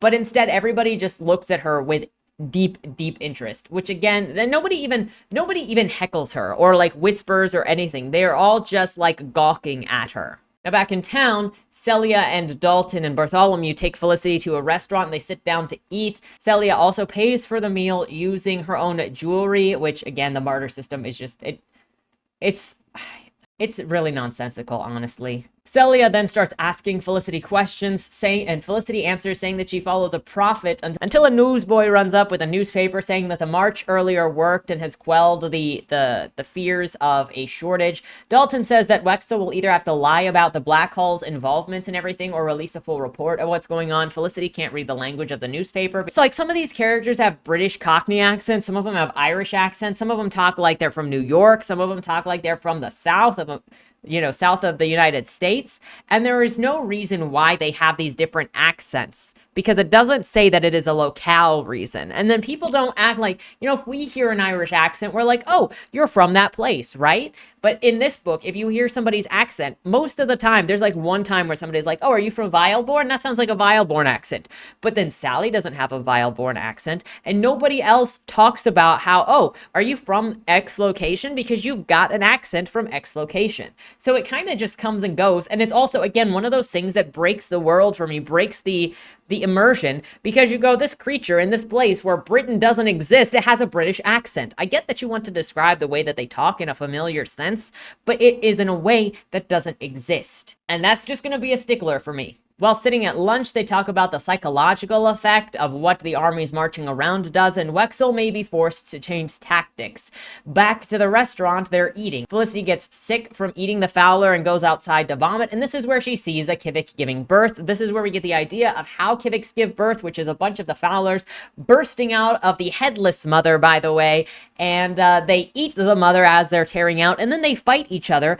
More than half of them die, and then they kind of skitter off. How they determine when they're done fighting each other, I'm not really sure. But Felicity sees this situation with new eyes. The fact if Felicity is not used to seeing this, then that means that birth is done differently where she is from, which means there are actually different breeds of these creatures, because then not all Kiviks breed the same. Oh my gosh, this is just bringing up more questions. Like how are there only considered this one type of creature, but then they've evolved to a point possibly where Felicity is not used to seeing this kind of birth, this kind of brutality, unless it's just her first time, and even people in her society birth like this. But then like, aren't they told something about that? I don't know. There are so many questions of how any of this works. Felicity is then taken to Dialer Hall, which is the cop hut. There she says that she wants to be like the others because they aren't afraid. She also asks if she's bad, and she is told that people are a shade of rainbow, not good or bad, because, you know, everything is supposed to be relative. Yeah, tell that to the communists you behead in part 3. I guess there are shades of bad because you behead people for choosing to not be part of society. They didn't even force their way on you. They just opted out. But, you know, I have a feeling that you would call certain things bad. It's funny how the shades of rainbow only work for violence and force and sexual degeneracy. But when it comes to kindness, that's just straight up bad. Nice. Wexel walks off with Felicity while Celia and Dalton talk about going to Vileborn to investigate the burning dollhouse. That's right, we're going throwback to chapter 1 where Lucy lit that dollhouse on fire, and they're thinking that, hey, maybe we're going to get a lead there for where to take the investigation next of what is happening with Meyer and who's behind the Meyer spread. And what the frick is going on with this? Felicity is then taken to Quinn for medical examination. Quinn is like a head doctor of sorts who works specifically under Lockett. They ask where she came from, and she says Blackened, and Frida is there. That's kind of like the mountain bottom, which then apparently, so if she is from the area where Frida's body lays, then that means that they should be aware of the people that live there. I have so many questions. The more as I'm looking at this in retrospect, I just get more questions. How are they unaware that there are people living there that are herbivores or whatever Felicity is? How are they not aware of this society? How are they going to be like, you know, we're going to go and investigate this place in the South? I think it's the South, maybe it's the North, wherever it is. I don't really care at this moment. It's just not the Underbirth or where, you know, it's just not this area. How are they not aware that there are other societies that are literally living right underneath where Freda is? Because it's obviously not that far away. Also, during this examination, this is when they note that her teeth are herbivore's teeth. Quinn then explains all of this to Lockett, and Lockett decides that Felicity is interesting enough to keep around and educate in her manner of being. Despite being from a peaceful people they know nothing about, and they would probably normally consider useless because they're peaceful and they're going to kill a commune later, but Felicity is fine. Then a couple of them continue to talk about the fire in Vileborn, and they have no leads about what happened there. They're going to look into it.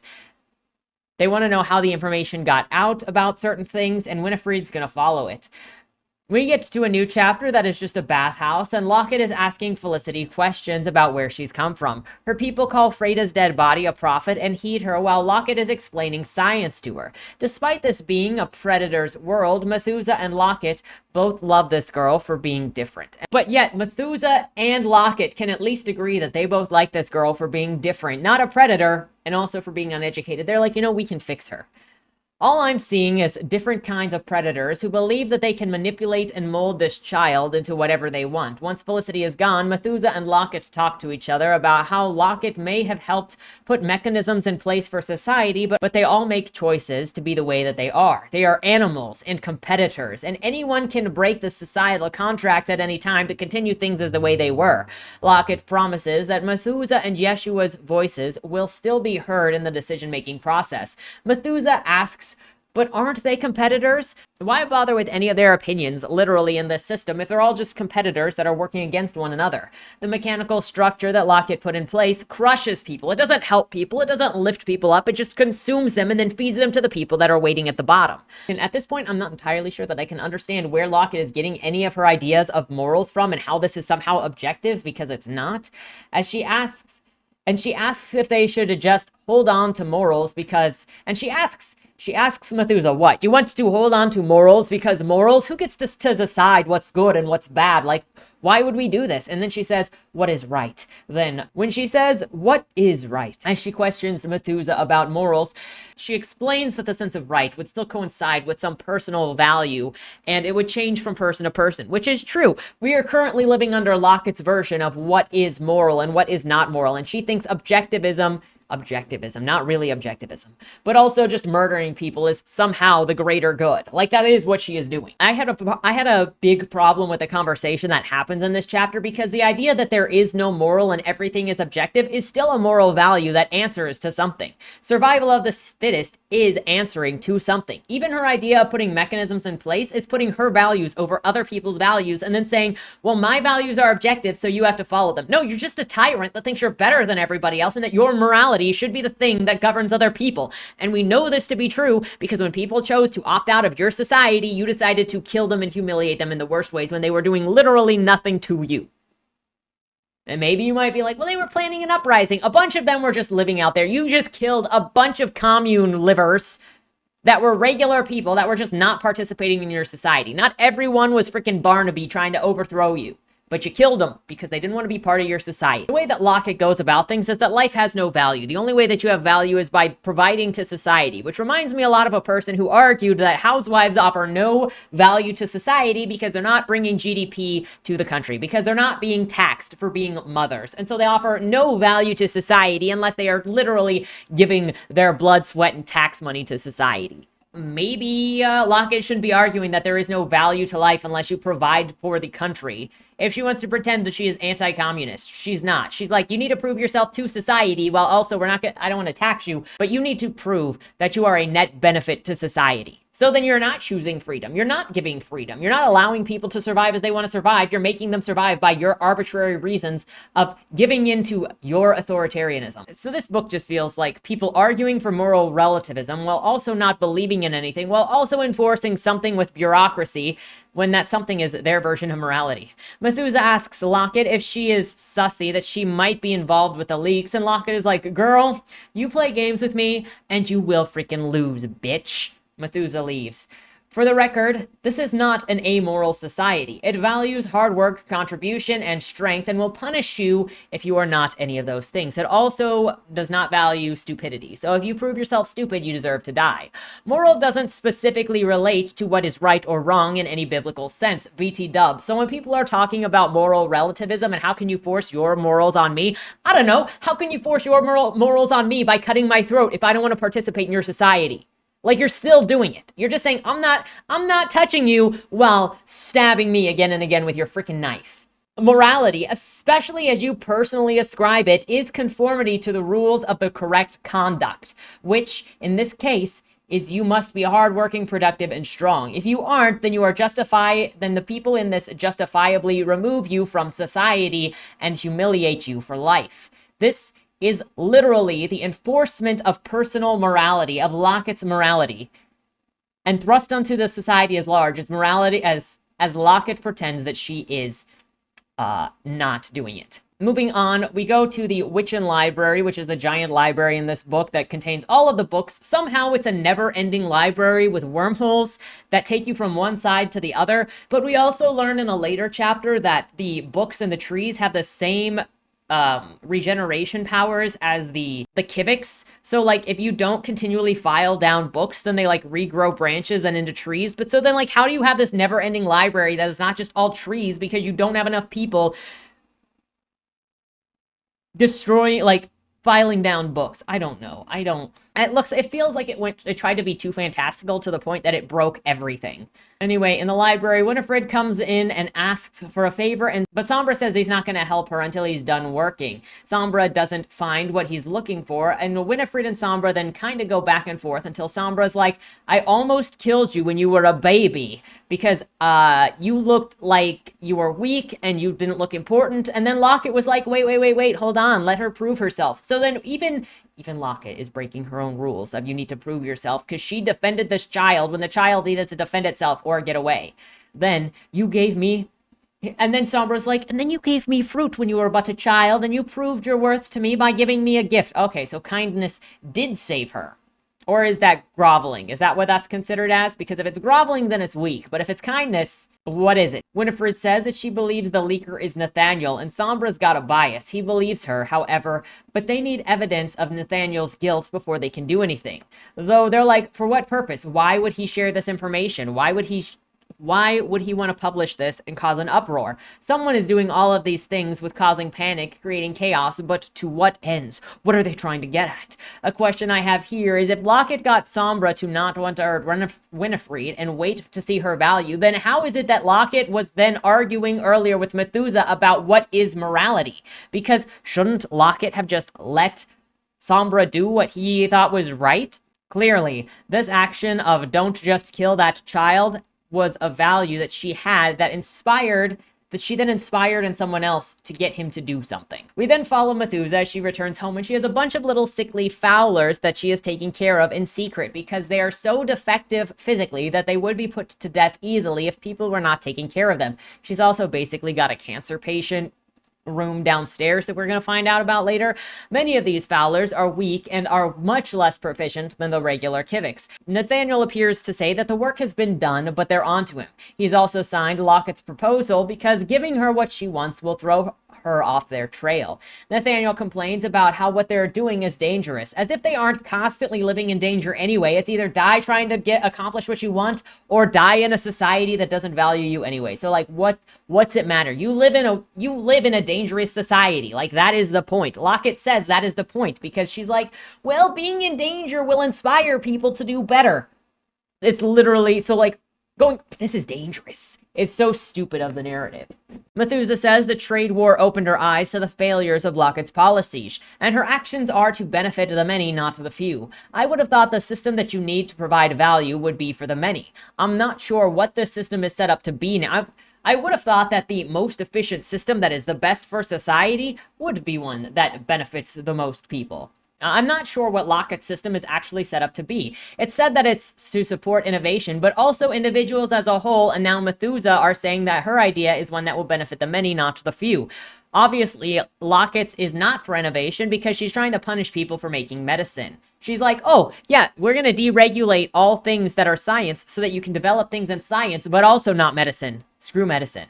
Nathaniel tells Methuselah to be careful. Society needs her. Methuselah says she's not needed because it's people who allow the rulers to rule them. They choose how to live, and they just have to determine not to live by Lockett's values anymore, and things will change.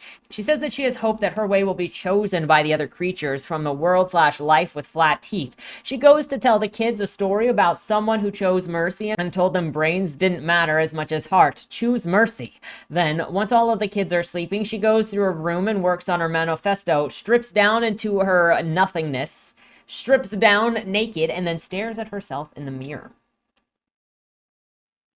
You would think that this would mean that Felicity would actually come into play between Lockett and Methuselah, but she really doesn't. There's actually a perfect setup here to have the two of them try to influence Felicity or to show Felicity different things, especially since Felicity gives a press conference later, but that doesn't actually come into anything. Again, it just feels unfocused, especially because it tried to do so much in one thing that it doesn't feel like it ever found its footing on what it needed to do, and everything just became a political piece for in this scenario became a political piece for talking about these issues in a one-sided manner. So that is the end of part 1. Now we are in part 2. We're back with Lucy, and she's dreaming. She sees some creepy eyes in the darkness of her mind, and then she wakes up in Shale's office. She finds that she is suddenly matured. Her body has just taken womanly shape, and she is now 3 feet tall instead of what, like 2.5? Shale comes in and admires Lucy's matured body and her voice that has changed, and we find out that Lucy has raided Shale's office off screen and without permission. This is suddenly brought on and talked about from having odd feelings for Ludwig that Lucy doesn't recognize, and that Shale says is what bore the dolly trade.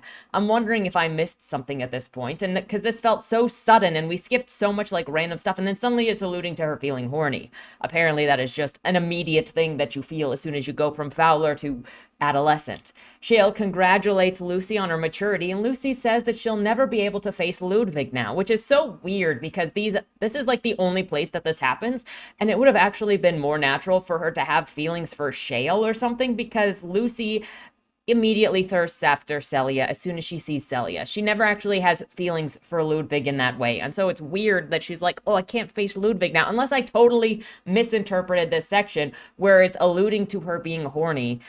I don't know. Again, this section just felt like out of nowhere. especially since we had a break between her passing out and then waking up. And then this is where we are. Shale tells Lucy that she's been sleeping for a while and things have changed. Come to the canal where it's safer and we'll talk. Lucy can clean up herself, and because like what exactly happened that she needs to clean up herself now? And anyway, come to the canal, clean up, and while you bathe, I will inform you about the things that have happened. In the canal, Lucy washes while Shale informs her that Greta is writing letters to people, working with suspicious people on the inside, and they're probably making Meyer at the Incors. So like this was just a time skip in order to set things up, with Lucy being passed out the entire time. She tells Lucy to keep herself clean of illegal stuff, and also Greta's taken an interest in Ludwig for no apparent reason. All while this is happening, Lucy keeps touching all the crevices of her body, her hair, and admiring her adult body, though she is also ashamed of it. Shale tells Lucy not to make an enemy of her adult body. This is what happens when you grow up. Then they return to the Incors, sneaking in the back door because Lucy is self-conscious. Also, the whole thing with Greta having an interest in Ludwig doesn't actually boil into anything. Again, it's like a random thing that is thrown in that maybe was forgotten during editing or during development that doesn't turn into anything. It's maybe it's a red herring. Again, I think the author just ended up doing too much that so many things got lost in translation. Greta's then asking Wiley how he came to work here, and he mentions a woman named Ruby who saved his life and took care of him. So he came to work at the Ruthergush press. Then she died in the trade war. They're saying how sad they are that she was hung up all because of the anger of the mob. Then Lucy comes in. They inform Lucy that they're going to be making Meyer at this location. Well, I guess, sneaking in the back door didn't matter. And where the heck did Shale go? Apparently the whole warning with Shale really didn't matter because immediately we just do this thing. So it might have just been better to not even mention, hey, don't get your hands dirty with illegal things, because what difference did that make? It made zero difference. Shale did nothing to try to help avert Lucy from getting into this stuff, and it just makes that entire thing pointless. In fact, we could have skipped the whole going to the canal and washing. Lucy could have come out of her room, then run straight into Wiley and Greta, and they could have been like, oh, good, you're up. BT dubs, we're doing Meyer now. And that's how she could have learned about all of this. And then she wouldn't have had the warning. She wouldn't have had any chance to have that happen. But the canal scene specifically felt like it was in place so that you could check out Lucy's body while she is washing herself. Like, it felt very voyeuristic to me. Anyway, they talked to her about how they saw her forgery handwriting going on, and they're super impressed, and they want her to forge papers for their Meyer business to hide elements coming in and to make it look like they never arrived in the paper trail. Lucy asks what if she refuses, and Greta briefly threatens her, but Wiley tells Greta to stand down. That's enough for Lucy to stop asking questions. They show Lucy another way to do what they're asking her to do, but the items kept off screen and vague, so we really get nothing from this situation. Wiley just assures Lucy that she is going to be doing the right thing by helping them. Truly, after Greta slashed Shale's neck open, and Lucy seemed so fearful of Greta before, but you know what? Now she's not. Now it's all fine and dandy. Now Lucy is trying this new stuff out on the paper that is mostly used as nail polish remover, and it removes the lettering of things. Lucy is also told that her handwriting was also fantastic on the article about the cops marching, that Ludwig was actually the one that rewrote, but she is going to take credit for it because Lucy gets everything that she wants. She gets all of the praise. She gets none of the consequences. Wiley assures Lucy that he never would have killed her over an honest mistake. Again, I told you, the consequences are fake. It's like, guys, the consequences are dire here, but then it's like, no, actually, it's all a lie. And they all go, it's pretty much a lie. It's also almost like almost every character in this book looks at Lucy and goes, I am super dangerous, but you know what, kid? I like you, so I'm not going to hurt you. Despite his reputation being one of anger, to the point that it even scared Ludwig earlier into making Ludwig go and collect Fowlers for the chop shop, he expected Lucy to know better about him and to know that he was, all bark, no bite. I would have said it should have been surprising to Lucy that this guy wouldn't kill her for her incompetence, and that he would have been like, I know I have that reputation to scare off about all the scammers because I don't want incompetent people here, but I do want to take care of my own. Lucy asks Wiley why he is willing to go to Fontaine and do Fontaine's work for money. Isn't that a new low for this place? And he says it's because he's desperate. So he's not even doing the medicine drug run because he believes in it. He's doing it because he's desperate to keep the paper alive, which again, which is actually just a really shallow reason. He's involved in the drug trade and the medicine, not for political reasons, but just because he wants to keep the press alive. The press is failing, they have a bad reputation, and everyone else is eating them alive, but he refuses to let the press go because of where it came from, because of the bond over Ruby. The two of them also then bond over having two names because those names honor someone else, and then he tells her to get back to work. So if you're wondering why she's Lucy Lacemaker, I don't know if I ever said she's Lucy Lacemaker, but she is not just Lucy, she's Lucy Lacemaker, and not everybody in this world has two names. The second name has to do with honoring somebody who was your mentor. She says that Lacemaker was Lacemaker was chosen in order to honor Sally, who was her mentor, but there's no logic behind the name that was chosen. Lucy is not a lacemaker. Sally was not a lacemaker. You would think that if you're going to honor somebody above you or who trained you, you would either take their name or you would take their trade and then you would put it on yourself. The same as with Wiley. His name, his secondary name, has nothing to do with the person that he is honoring. It doesn't have to do with her trade. It doesn't have to do with her name. And so it's just kind of random. And I would have recommended that you at least make it a reference to that person. But since Sally is a bookseller, then you wouldn't have the alliteration of Lucy Lacemaker. But it's just like, then why make that the reason? Lucy's last name just doesn't make any sense. Lucy goes back to her room and runs into Ludwig, and they admire Lucy's new puberty-stricken body. And then they talk about how Lucy is getting a new room of her own because it's not going to be appropriate or nice to share with Ludwig anymore since they're both not Fowlers. She knows Ludwig is lying to her about the room idea and knows that it wasn't Wiley's idea. Ludwig and Lucy then talk about the future of Incors with Meyer. She's saying that it's dangerous and it hurts people, and he's saying that they have no choice, and he's saying that eventually it'll be legalized anyway, and then so what they're doing won't be illegal anymore. He then gives Lucy a gift of a hat and a neck scarf, and they're happy. So Ludwig also doesn't know what the Meyer is, and you would think that somebody would know. It's somebody.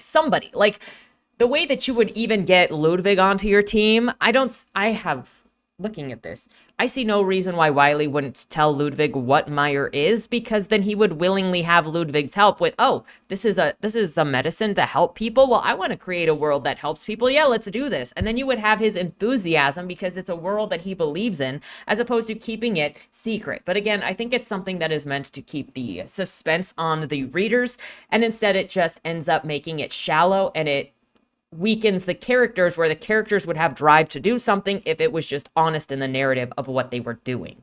The group of them then decide to go to a laugh house together. That is Ludwig, Lucy, and Shale. Also, Ludwig welcomes Lucy back from, she was passed out, making me wonder literally how long it was that she was knocked out. And does everybody get passed out for a couple of days when they go through puberty? I know it said 6 chimes, but I'm not writing down the but I'm not actually doing the math on the conversion rate of chimes versus hours, because yeah, this has its own method of keeping track of time. Frankly, I just don't care. At the laugh house, Lucy talks to the barkeep for the drinks and makes herself known as a regular belonging to the ink house that she does. She confirms with him that, yeah, her ink house doesn't have much of a reputation. She returns to the table where Shale and Ludwig ask her about her past and don't know where she came from. So this goes back into the comment I made previously about the accent, because somebody recognizes her accent eventually and goes, oh, is that a Vile-born accent? And you would think that they would have some kind of guess, maybe, especially Shale, since she seems more traveled, though Ludwig also seems like he's got some experience with something to be like, well, what region are you from? Because I recognize that accent, and let that come into the conversation even. But nobody even recognizes that people have accents, except for one time, which was like 2 seconds ago, where the barkeeper said, oh, I recognize your accent as a Vile-born accent. So are these people have never met anybody else from that region? And is it just Vile-born, or is it like the region in which Vile-born exists that has that accent? Is it like a township accent? Does every township have a very different accent? It was just a weird juxtaposition when you got the barkeeper immediately recognizing it, and then she goes back to the table and nobody brings up the accent. Lucy asks Ludwig about his background, and he says that he's from this town, never left, and it's obvious to Lucy that he's hiding something, but she doesn't press. He asks her if she's ever made a mistake, and she plays coy. He then asks if she even cares about the newspaper, and she says that she wants to care. She doesn't care, but she wants to. Is that good enough? Lucy is a psycho. I know that's not hard to imagine because of the way that she looks, and the point of this book is to kind of have everybody be a psycho, but Lucy is a psycho. He says that he hopes he Ludwig says that he hopes wanting to care is enough, and then Lucy gets sloshed and dances on the table while singing. Then they return home, and she returns to her room alone. Lucy looks her room over, she does some work, and then wanders around until she finds Shale smoking on a balcony. Shale reveals that she was from the top side of things, and she used to have wings. So they're in the underbirth, which is like not the top. And then if you're on the top, then you've got more winged creatures. There's a lot more than we are actually told that exists here. But she made a mistake and they ended up getting cut off. This is said because Shale knew Lucy was from some place that burned down. Lucy admits that she's made mistakes, but she doesn't feel like she can face them or correct them. Shale disagrees with her by saying that they make decisions and sometimes they fail and take hits for it, but they aren't all broken and they aren't all hopeless. She tells Lucy that she should be thankful that she survived because nature doesn't care if you feel guilty or not. You either adapt or die, which is kind of ironic to say, considering the author of this has been in arguments with AI bros about AI who say the exact same thing. Then we get a description of a tower, and Sombra meets the tower's keeper, the watchmaker Amandus. This guy's gotten into fights with the lady that he shares the tower with. I don't know why that's important to know. It doesn't really matter. Sombra's here with Meyer and has Amandus look it over. Sombra learns that Meyer is made from obviously a written down recipe. You would think that Sombra, being somebody that works for the government, would know that there are maybe some files on it, or would at least go into this massive library to go and look for files on it. What is the point of having all of the knowledge in this massive library if you don't even know what information is in the library, because the library is so massive? We go over to then Wexel and Winifred talking about Meyer and how they're sure that it's been hidden because it's a weapon. Whatever is going on with it, Dalton and Celia will discover the truth. Yeshua comes in to ask Winifred what she knows, but she's not sharing information with him because she doesn't trust him. Yeshua also does not trust Wexel. Felicity is then in the library with some bird creature named Salazar being questioned about where she came from. Then Lockett picks Felicity up and walks off with her to spend time with her. I'm not sure I understand why Lockett is so passive and gentle with Felicity when she's supposed to be a hard ass that you have to prove yourself to. Like, you would think that she would, one, either be pushy of Felicity, or two, be working her magic to try to manipulate Felicity into seeing things her way so that she could show off to Methuselah that, look, even this little peaceful thing from an outside perspective believes that my version of life is the best life. There's supposed to be levels to these characters, but then there are supposed to be levels to characters, and you don't have to go extreme in any sort of case, but then there's just literally breaking everything that you said that you stand for. The tone of this scene is just so bizarre. Felicity's over here saying that dead bodies she saw coming into this area scared her and asks if Lockett enjoys the killing, and Lockett says yes, sometimes she does. But you know what? Killing is totally fine in certain circumstances. Quote, "And the killing, does that bring happiness to you?" "Sometimes," said Lockett matter-of-factly, "but we do not take to the streets like rude beasts, slashing away for the pleasure of it. We have social contracts. Should a killing be carried out for reasons grounded in intelligence, fairness, and effectiveness, then it is not only allowed but encouraged. However, should we have a mindless bloodletter slaying beyond reason, then they'll soon find themselves dealt with by their peers. But still what? There is no argument." Lockett reached into her coat and pulled out a bottle of liquid laughter. She handed it to Felicity. "A small sip. Quinn says that I'm not allowed to drink this stuff. We're being a little naughty, true. Shall we not tell him?" "Okay," Felicity giggled, taking a slight swig. Her face screwed up at the bitterness, but softened as it warmed her stomach, lightening her mind. So, you got Lockett here getting a child drunk, number one. But number two, you're going to tell me Lockett is constantly arguing that they have social contracts that control their urges, but also at the same time saying we're animals, so we can never be better than animals. Take a pick. Are you animals? Or are you people that can actually show self-control and do social contracts? Because you're not making any sense. And that feels more like the author of this trying to prove a thesis, but not actually following through in the actions of the characters. Also, this interaction is so weird because Felicity has no description or reaction to why killing is okay. She has no reaction to, she has no response to if she's holding it back, that she thinks that Lockett is wrong, or if she is curious to the way that Lockett is talking about things. Like, this would be a clash of ideology where Felicity believes in the peace and Lockett doesn't, and it would be a good place to show the society that Felicity comes from, which I still don't really understand how it can be so different when they're all the same creatures, and I assume they all procreate the same way. But we really only have that one example so far, and I would say if they procreate in a different way, then they're probably not the same creature, which then kind of calling them all Kiviks is weird. When you imagine a group of things and you say these are all cats, or these are all humans, or these are all cows, or these are all snakes, then you kind of imagine that the procreation happens the same way because they are the same species. So then you would imagine that Felicity comes from the same kind of procreation as all of the others. So she ate her siblings or ran away from her siblings fast enough that she didn't get eaten by them. However, she's surprised by the brutality of Lockett's society. So, again, anyway, moving on. What does intelligence, fairness, or effectiveness mean to Felicity in this situation? She was scared a second ago, but then asks no questions, and then doesn't seem scared to accept the drink from Lockett that is of questionable origin. Then Lockett is like, tee hee hee hee, let's be naughty. And Felicity is like, okay, girlfriend. It's just Felicity being a favorite. I guess there is no fear or emotion or relationship issues for any of this. And she does trust her immediately with that drink. It's a lack of building a relationship, of having to recover something. And that's one of the weird things with this book, is these characters are so extreme in how they are, but yet there is no bias. There is almost no fear in any of them. There's like one moment later when Ludwig gets into it with Lucy, and then he says, "You're scaring me," because she draws her claws out, and then she screams, "You're scaring me," because she's a brat. That's like the only time. But in this, when you're dealing with Felicity, who is probably like this big compared to Lockett, who is like this big, and as Lockett says, she's totally fine with killing, Felicity in a completely foreign land has no hesitation whatsoever. Really?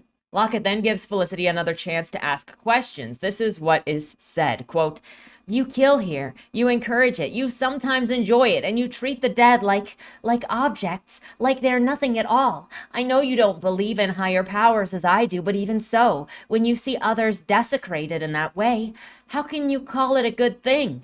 Lockett spoke at length. "Because good is not real. It is an individual concept unknown and unshared by all outside of our private bubbles, not to be relied upon. So, what is? What can be relied upon? Wah, that stony chasm, that objective truth, unbiased, immobile fact."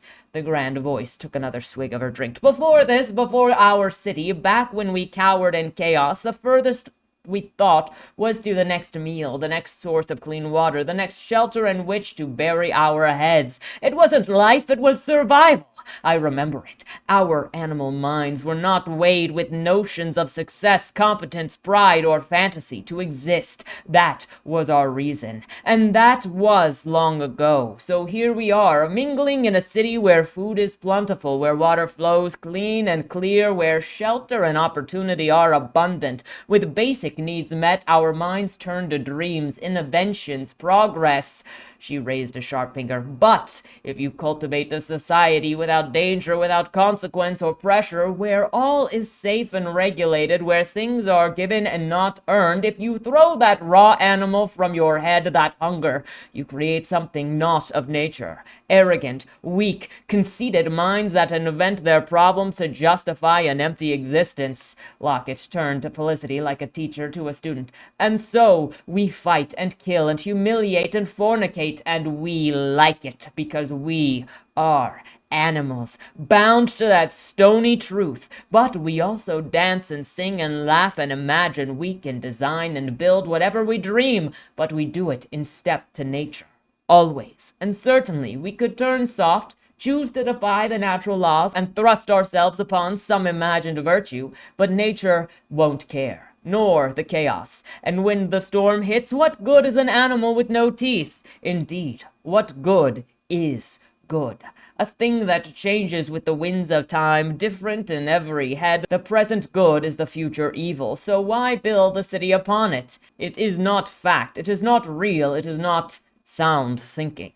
There are a couple of things about this. Number one, she talks about when all the needs are met, dreams, innovation, and progress can be had, but then she is going to work against having needs met. The saying, when all of your needs are met, sounds like she is saying making sure that you have basic necessities, which is what Methuselah wants. But then she goes, actually, wait. If you cultivate a society without danger, and you regulate things, but then she is going to regulate Meyer so that you can't have Meyer. I don't know if this is trying to show Lockett as being insanely hypocritical and just a tyrant that wants to keep people under her foot, but that's how she comes across. Secondly, when you get down to the bottom here and it talks about the current good is the future's evil, I understand it's trying to do relativism, but also it's only judging the idea of good. So when it had earlier, when it said everybody is actually just morally rainbow, it doesn't actually mean it, because it uses moral relativity to greenlight evil, because it uses the idea of relative morality to greenlight evil while insulting what is generally considered good, instead of saying both are equal. And if it wanted to argue moral relativity, then it has to respect the different way that people do things, but this doesn't. Not to mention, if you look at what Lockett says, she is describing her own version of morality, which is she argues that survival is objective, putting survival first, and anything for survival is still serving something. Not only that, but you're going to argue for animalistic instincts and survival while also being the person who puts laws in place to create restraints and limitations while also saying that there are none. We also have her saying, we are animals. This is confusing in a world where animals don't exist. When you're talking about humans and animals, in a world like we live in where we see animals and humans and we have a comparison and we have an idea of what one is and what the other is and what the meaning of one is and the other is, then we can actually say that, because we know that there is being like a human and then not being like a human, because there are actually other things to be. But when your options are Kibik or Fennah, there is no comparison to say, well, if you're not like this, there is no comparison of how you're supposed to behave. She could have said, we live in a society. She could have used Frida as an example of what they are not. Even just coming up with a term or a title for what it was like when you lived under Frida, and we are not like them. Even if it just said at some point, hey, we are calling the creatures that lived under Frida when it was all chaos, those are considered animals. And then we got society. Then you could do that. But then now when you're like, we are just animals, then you might as well revert back to Frida's society. Or Freda's society. So, I don't know what you're trying to argue here. Just that you can't use a comparison, especially in dialogue. Previously, it was said that the narration was Morgan Freeman, so it's allowed to reference things outside of existence. Fine, whatever. I don't like it. I will at least understand where you're coming from with that. But then what are you doing using things that don't exist in dialogue? Because now these characters have ideas of things that don't actually exist, and they're using them as points of reference. That is world breaking for me. And I understand that the author is probably trying to use some an idea that we are familiar with and words that we are familiar with. But if you're going to recreate the entire world to the point that you have redone gravity, to the point that you have redone time counting, to the point that nothing exists, then you got to keep that in consideration with the words that you use, because our words come from historical background. They come from corresponding things in real life. And so if you're going to do this complete rewrite, then you have to keep in mind the new limitations you just put on yourself, or it's bad writing. It would have actually been a good idea for her to do the comparison of the Kibiks before Freda and after Freda's reign. But that's not what happened. Lockett then asks Felicity about where she came from and why she came at all. Felicity explains that she came from the place of the gods and that they give when the gods ask, and that includes blood, and she ran away from it. Lockett says that she thinks Felicity is smart and then tells her to follow as she leaves. Again, we have another thing. If I'm thinking of the laws put in place by Lockett to be brutal because it's fun, because it's encouraged, because you don't want to encourage the weak to live and to propagate in society because it creates a weak society, then she gives children a chance to be smart. There is a mix here of where maybe she shouldn't be so eager to destroy children in the first place, and then maybe they should have some facilities in place to test children to see if they should exist or not exist, and then pick him off there. She is also the one that told that scientists to give Wexel as a baby a chance. So why is she so brutal in everything until this? Something is not adding up to allow the babies to prove themselves, and that should have been put in place with the style of laws that she has, and then used throughout the story to show that she isn't just brutal. She has institutions for the children to go to so that they can prove whether or not they should exist, and then if you fail in those institutions, you go to the chop shop. Like, literally just take an idea from Fourth Wing, where they have the military boot camp that kills most of the teenagers, the 19-year-olds that go in, and then just send the failures to that into the chop shop. Like, do that. Move over to Yeshua, Lockett, and Winifred, talking about the leaks from the government that got into the Incors, the journalists, and where they think they are coming from, and they argue about what to do next. Yeshua doesn't want to do anything until he's manipulated all of the pieces into place, and he believes that he is in control of people. We move over to the snake lady Helgon, who is a macroeconomics member of the government. She's at a chop shop meeting with a man named Oliver. They are talking about properties, and also there's this question of what Polly was doing that got her in trouble, and what even is Meyer. These people are like never-ending levels of old. Okay, so it talks about they don't have to pass down information because they're immortal, so they just hold on to information, which means Meyer must have been created, what, over 1400 years ago for none of them to even be slightly aware of it? But they have the books in the library. So what is the point of having the library if none of them have the information that is in the library, in the written records, that they don't even pass down, they just consume? This is supposed to be the most complex minds that exist because they never die. And they don't know what came before them. That's also a problem with this. As Helgon worries about the Meyer stuff, Oliver is like, don't worry about it, it's useless, it's worthless. Once done there, Helgon meets up with Yeshua. Yeshua starts expositing where he thought the Meyer scheme was going to be easy, but then it kind of blew up. Helgon warns Yeshua to keep his loyalties in mind, review them, and know what he wants. She says that she is selfish herself and will do whatever she wants for herself, and that she is always hungry. Yeshua should be grateful that Methuselah will meet him at all. And then he tells Helgon not to betray her or he'll bend her over so far that the whores will blush. The next chapter starts off with a bizarre law of self-regulation where you can start a fight with anyone and kill them, but it has to be for an intellectual reason. At any time, the community can determine that you did not kill for an intellectual reason, and then they can kill you in turn. So this is less about intellectualism and more about mob violence being called intellectual. All it takes is for someone to agree on killing you. Quote, act of violence, self-regulation. One may instigate combat and kill so long as the justification for the conflict is provably intellectual in nature. Justification will be dictated by the initiator's continued existence. Should the action of the initiator lend to Yolshin intervention or resentment by their fellow constituents, then the initiator will be destroyed by those elements previously mentioned. The destruction of an unjustified initiator or violence is a justified act of violence. So mob mentality. Third law of Article 1, authored by Lockett, the Grand Voice. So there are blood halls because of innate desire to spill blood within this society that must be contained, but not extinguished totally. It was turned into and since the blood halls exist, it was turned into a very profitable business because people always want to be spilling blood. I hope that they eat the losers on the stage or like just send them right there to the stands so that people can like watch somebody lose and then eat them. We never find out that that is the case, by the way.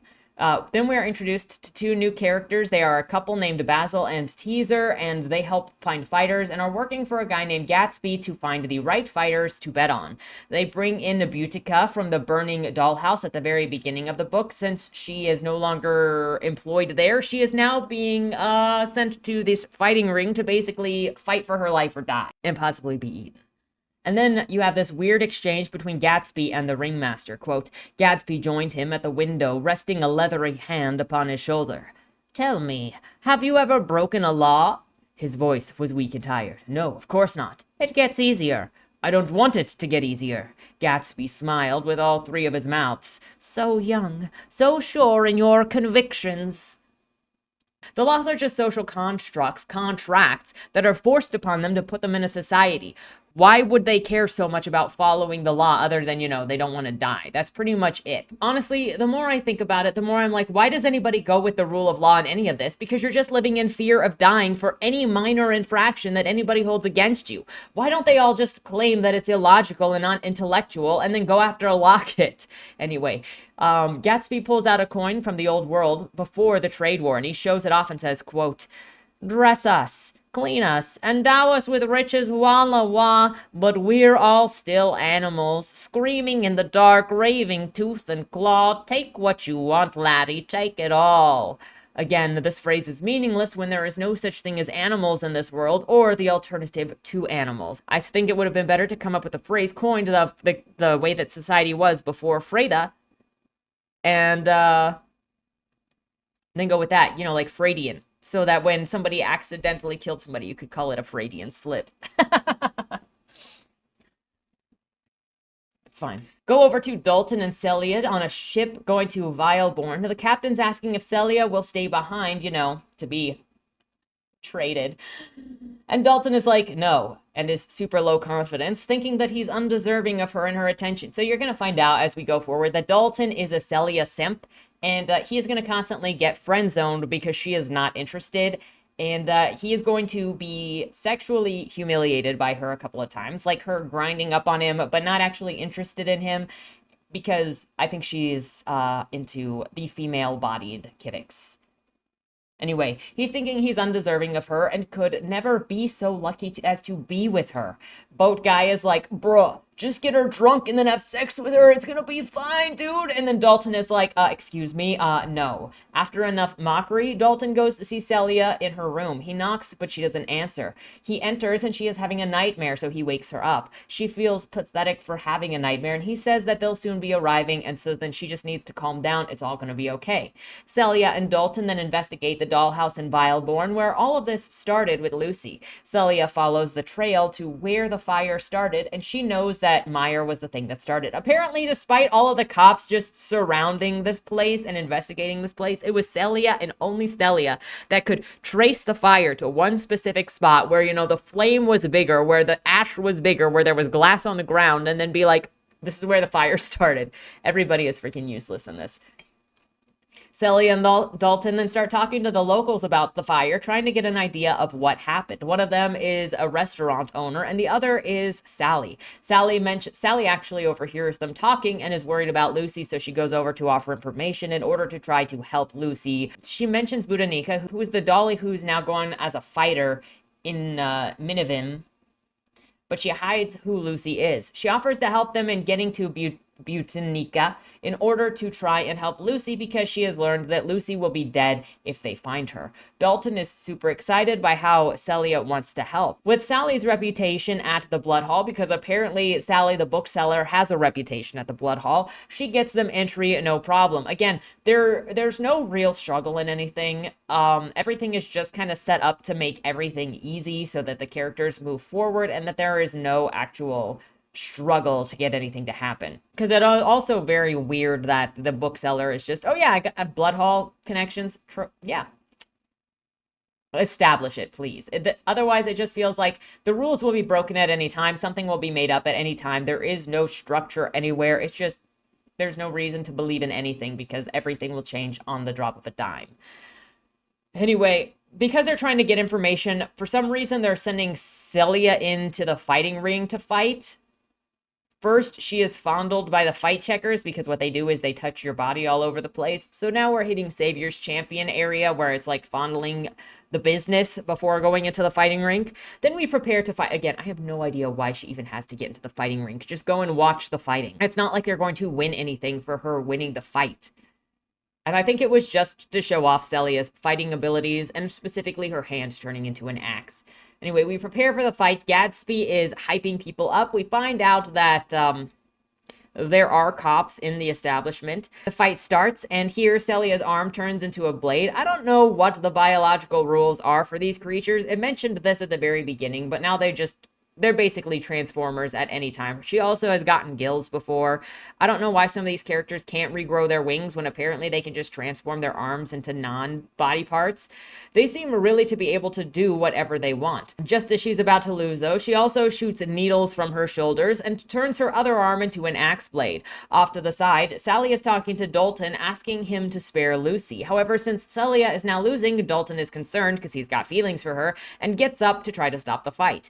Even though the agreement was bleeders are going to bleed, so no stopping the fight once it starts. Again, why would you put Celia in this? There is no benefit to putting Celia into this. It is just a situation to show her off fighting and then to create a riot later by stopping the fight. Because Celia's winning, Gatsby demands that the fight end or else they are going to lose all of their money. The ringmaster does just as he's told, but he's ripped apart by the audience for breaking the rules and stopping the fight. I don't know how he did this so easily, knowing that he would die, but he was told to stop it and he did, and it's over. Then Gatsby flees the fight hall with Basil and Teaser as he proclaims that he works for himself, not Yeshua, and it's time to make his move. So what was the point of any of that? There was no through line for any of it. You didn't even have Dalton and Celia like looking into trying to find Gatsby, who is probably who they actually want to find. They didn't even get to Botanica. They didn't have any fight scene. They didn't have any scenes where Celia was talking to Botanica, which would have been the reason to sneak into the back, is to try to, talk to her. Return to the fighting to Botica and Celia, though as the fight picks up, the fight ends by force and Celia flees along with Botica. Sally is left behind and they don't know if she is dead. Spoiler alert, she is not dead because they're not going to kill anybody in the story who is not a useless side character. They figure out Lucy's appearance, name, and a direction to go looking for her in. They want to find her and try to kill her because she started the fire. Top of the next chapter, we're told that if people engage in trade and are not both happy, or if fraud is committed, then the contract can be terminated. Interesting that fraud or deceptive practices is not punished by death, just by a canceled contract, but incompetency, naivety, or stupidity, which you could argue that falling for a fraud contract is stupid.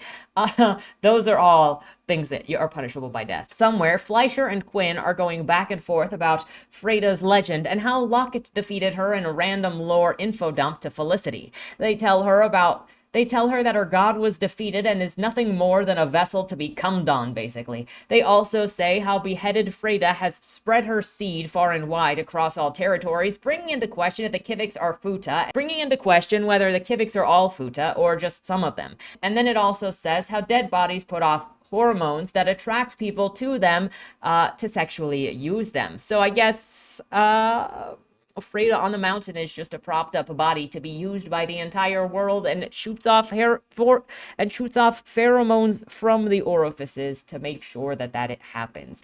Mostly the females have this, but also the males have this. But again, I don't know what the difference is between the males and the females biologically, since they theoretically can both shoot seed and also become pregnant. But also, if you look at the art images, the females have the breasts and the large bushes, and the males are basically drawn as Ken dolls. So somebody explain that to me, where it's not personal sexual preference of the creator. Then, because of that, the defeated Headless Weak then will bear children. So I guess even losers can still have babies. If we're talking about, the losers deserve to die, you have to eat them, because if you leave dead bodies around, if you leave headless bodies around, they will still have babies and propagate the weak, right? There's also a part in here where it mentions the vestigial organs, assuming it means organs that are useless by evolution. And if that's true, then how does evolution in this even work? Why are there no other creatures in existence but this? A lot of the world building ideas in this sort of clash when you're describing them at first, and only the creatures exist. Because if you look at human evolution, what is considered the theory of human evolution, then you have the animals that then turn into other animals or adaptation. But in this, you don't have anything that comes before the Kivix. They are all just uniquely designed. Quinn, at least, doesn't want to delve into the Kivix sexuality with a Fowler, as Felicity asks. And so he says that he'll tell her when she's older, because the sexuality of Kivix is complex. Then we talk about the furniture/housing and everything being made of plants will regrow if not varnished and taken care of, because it all regenerates, just like the Kivix. He says that they can't varnish the books, so they just copy the text over again and again and again, which means if they have documentation with Meyer on it, then they should be able to. Somebody has written down the Meyer text at least once, if not more than once. So how is nobody recognizing what the Meyer is and then getting it somewhere, especially within the government? Whose job is it to copy every book in this massive library that is so big they have wormholes to get from one side to the other? That place should just be trees, honestly. Felicity basically asks if trees have souls. Quinn says that he doesn't know, but they can find out later. And then they ask where Sombra is. Sombra went off to Holothine, whatever that means. And then he continues doing what he's doing with Felicity. Sombra is in the library talking to himself about how to combat fear. You beat the enemy by thinking it through. Though they don't know what their enemy looks like right now. He talks to this woman named Sylvia over who might become the voice of trade. They walk into another area, and Sylvia asks why she is here. Sombra shows her a book and mentions the incident that happened in 1302. He wants to know her opinion on stuff because she's a chemical expert of sorts. So you would think that the government would have gone to her first when the Meyer first started showing up, because they would know that Sylvia is a chemical expert. She also knows sign language, because in this world we have a formal sign language that multiple people know. She wrote the original report on Needlemeyer, and so they go through it. I don't know why he didn't just ask or look at it himself, just to bring in another character, I guess. When the chemical is exposed to light, this is where we learn that when the chemical was exposed to light, it explodes. They also find pages 447 and 448 missing from the report. How long did this report actually need to be on this stuff? And also, those missing pages don't freaking matter. Sombra says something radical is happening. Oh my. Winifred arrives at the Archives of Legislation and talks to Fiona, a keeper that works there. She wants to know who leaked information, who has access. Fiona's gonna look into it. Nathaniel meets with Fleischer and tells him to flee as things are heating up. Tells him to ditch his clothing and just go south. And so they're gonna pretend that he was killed. Lucy hates her job and is thinking of running away, but doesn't want to leave Shale and Ludwig behind. She wonders if Greta will chase her down if she leaves. We still really don't get what Greta's thing is with Lucy, because despite working there, she's not really trying to get anything from Lucy. Greta walks in on Lucy and asks her to do something for her. They fight about it. Greta calls Lucy ignorant when Lucy says that she doesn't want to play this game. Greta taunts her about, oh, well, if you don't do your job, then you're just gonna freaking go work at a dollhouse. So are they incredible artists, or are they, if you fail, you're going to go work at a dollhouse? Wouldn't it have been more appropriate to say, if you fail, then you're going to go to the blood hall? Because saying, oh, your failure means dollhouse invalidates everything it said previously about the dollhouses being for high-performing artists. Greta says that they have a visitor named Gatsby coming, and he's important, so be on your best behavior. When Greta leaves, Shale sneaks in from the balcony. It's bizarre considering this creature somehow shimmied across the balcony, but here we are.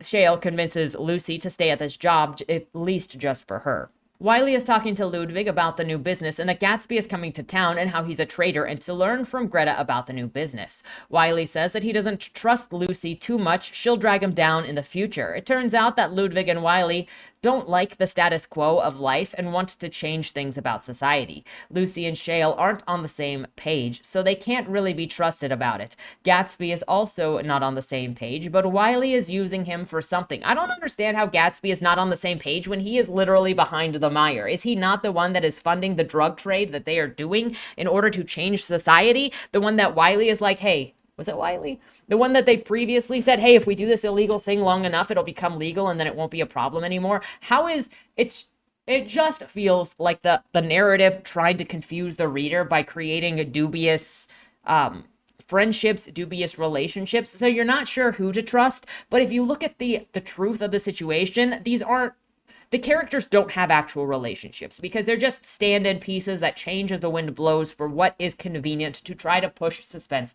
forward. These characters should have alliances that matter. These characters should have relationships that matter. And you should be able to tell sometimes they're lying, sometimes they're not lying. You should be able to follow the story that way. But here he is going, and maybe this is just Wiley trying to cover his own butt so that when the truth comes out about Gatsby, then he could be like, oh, that guy was a traitor and I never believed in it. But you are literally forging the papers for his drug trade. You are buying the drugs from Gatsby. So the line really didn't even need to be used, especially now that he's saying, well, I want a different society. Okay, so then you are specifically being part of a rebellion against the current status quo, which is what Gatsby is also doing. So none of this makes sense. Wiley tells Ludwig to keep his chin up. This sounds like a completely different character than the one who was prepared to cut Ludwig up earlier in an earlier chapter for his mistake, which again would have made it better earlier when Lucy thought that she was going to die. And if Wiley was like, oh no, I just have this reputation. I try to project this reputation so people like don't come and try to one, take advantage of me, and two, so I can keep the right people near me. If he just actually proved or showed that his anger was fake and a test of sorts, or just his reputation that he wanted to go out there and that he was actually a really soft, nice guy, then this would make sense.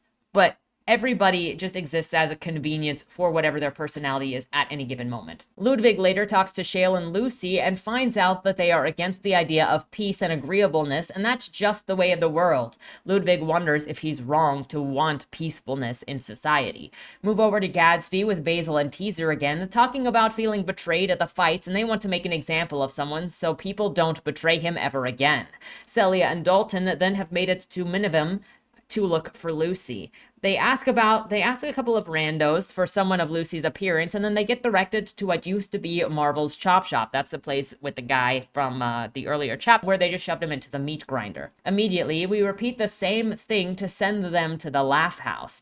Dalton and Celia find Butika's body disgraced and dead in an alleyway in all of the worst ways. Were they not at the same fight place as Butnika? Eventually, they stumble their way to a laugh house where Lucy had been a few nights ago, the one where she was dancing up on the table. They get info about Lucy from the barkeep, and in a nearby bookshop, they find out that Lucy was just there and spring into action to chase her.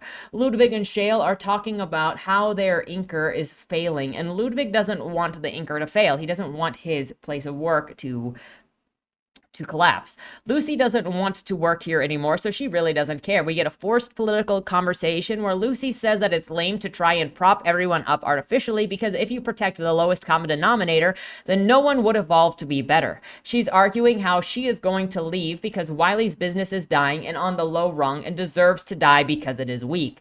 Nice of her to be like this when Wiley took care of her and kept her around despite her failing. But you know, Lucy is a psychopath with no compassion and will only be a part of something if she sees opportunity to push herself forward.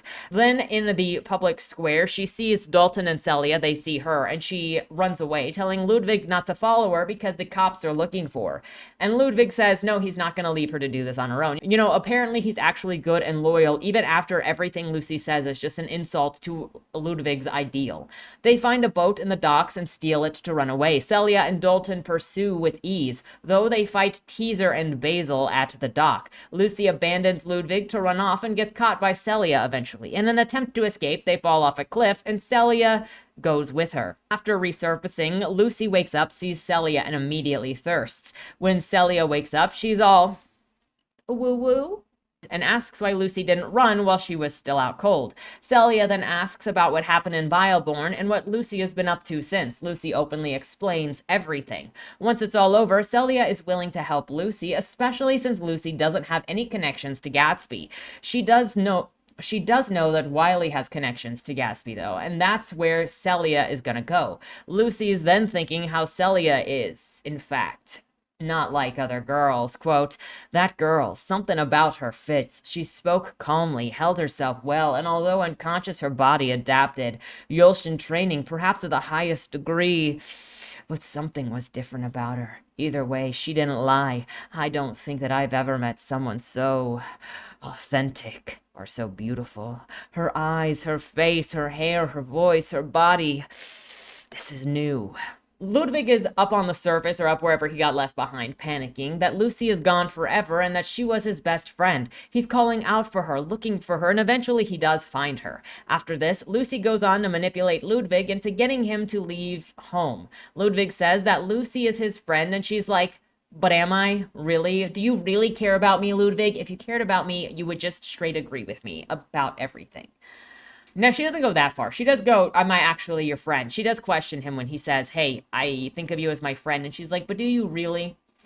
She can't look at everything that he's gone through for her. She just shrugs it all off. He's shown much more care for her, and this really pissed me off. The way that Lucy treats Ludwig actually irritates me. He's shown more care for her, and she's gonna tell him to leave home because she considers his home terrible and he shouldn't care about it. Additionally, he says that she's important to him and she goes, "Am I though?" Quote, Lucy sighed. "Everybody's happy to be friends when friendship is easy, as long as the friendship is easy. And when it's not, walla treachery is easy too. It always begins with passion after all. There is so much to learn and it's exciting, but then familiarity sets in and the familiar becomes boring soon. You're not so important, not so needed. And what happens to things that aren't needed?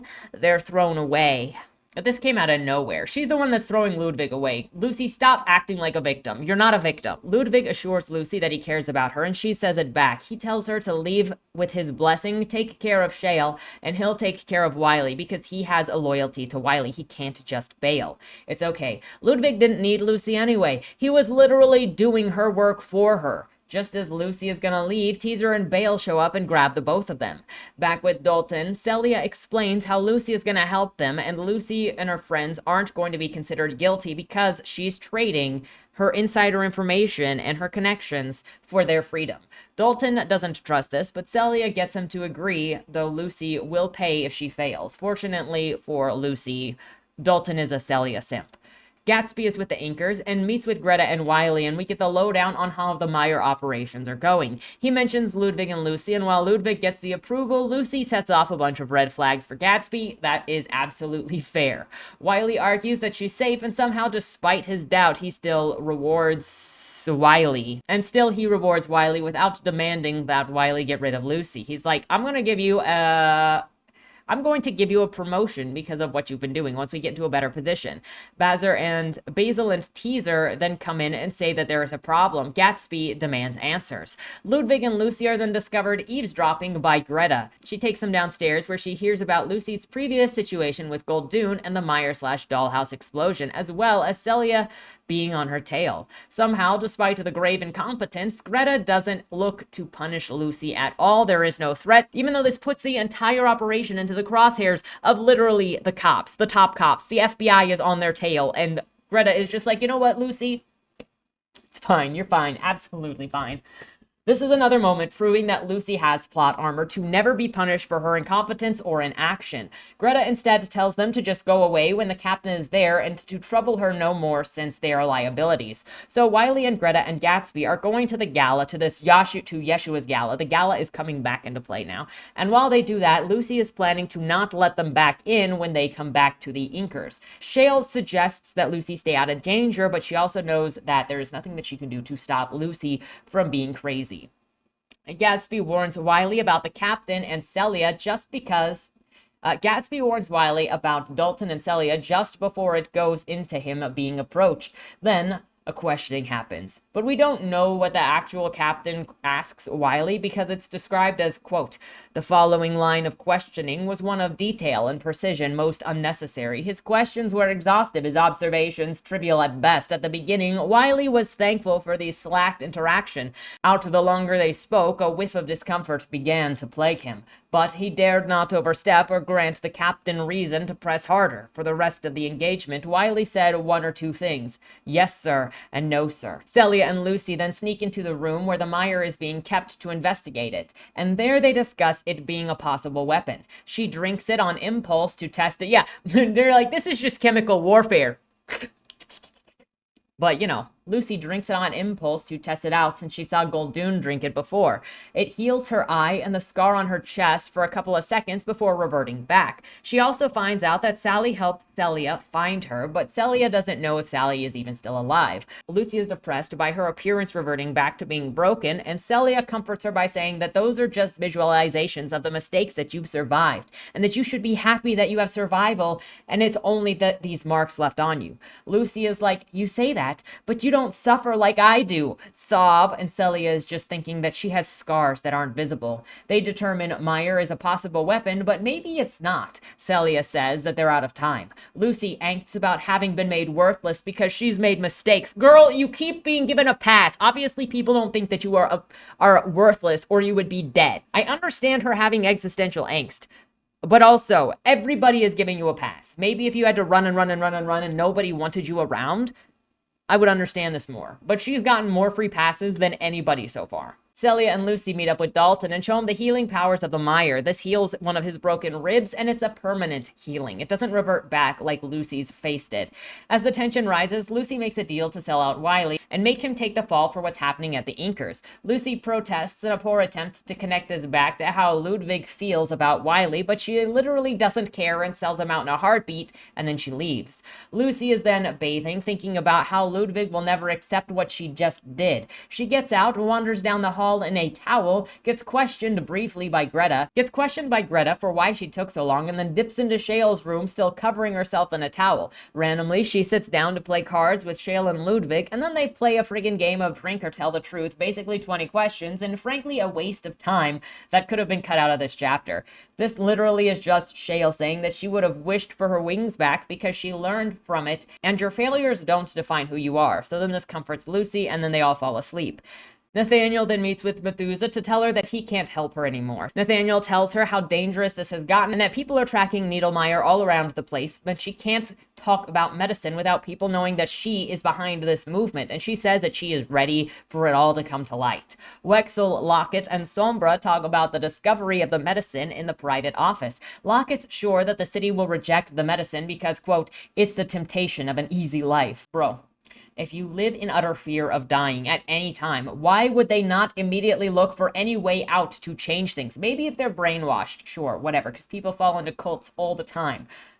But, are you telling me that these people in general don't and never think about how to achieve an easier life, even via cheat codes? Let's be real. Lockett's afraid to lose power because bringing medicine into the common world would mean overthrowing her. Really, Lockett's a warrior and a tyrant who doesn't want anyone to overtake her. Methuselah enters and argues with Lockett about how saving lives will create a better world. She says, shouldn't we save lives? Without any other argument. Lockett says, should we? Have you thought this through? We can stop suffering, certainly, but what is the world without it? We had another one of these people, where suffering is the purpose of life. Quote, do you think that I have not thought of that? Do you think that I have not battled with these very questions? I have. And the conclusion is always the same. We can stop suffering, certainly. What is a world where quality does not come from blood, but from bottles? And where does that path lead, do you think? Technology must move in parallel to nature. Like wormholes? Are we talking about the wormholes? The quantum computing that's in here? Forgive me, grand voice, but why shouldn't we bend the rules, even break them for our comfort, our safety? Happiness is more important than abilities. This is about medicine. Like a basic medicine.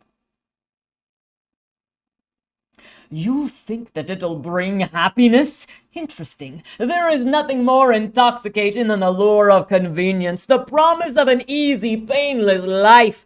I dreamt of that world once in a black dream where feeble minds and bodies roll about because they can, where idiots reign because they could not learn the folly of their ways, in a world where nothing is sharp, lazy, dull, unspeakably ordinary, a world of dead trades and dead thoughts and dead traditions, kept alive by novelty only. We are animals, Methuselah, and if we are to dabble in technology, it must not come at the cost of being. It must not come at the cost of that being, lest we lose ourselves forever. There are things worse than death. That is the truth of it. As far as I'm concerned, Lockett stands for nothing but a random mouthpiece to speak about strawmen, and Methuselah is an equal strawman. She's talking about suffering as if she didn't instill laws to change how creatures interact with one another to force civility.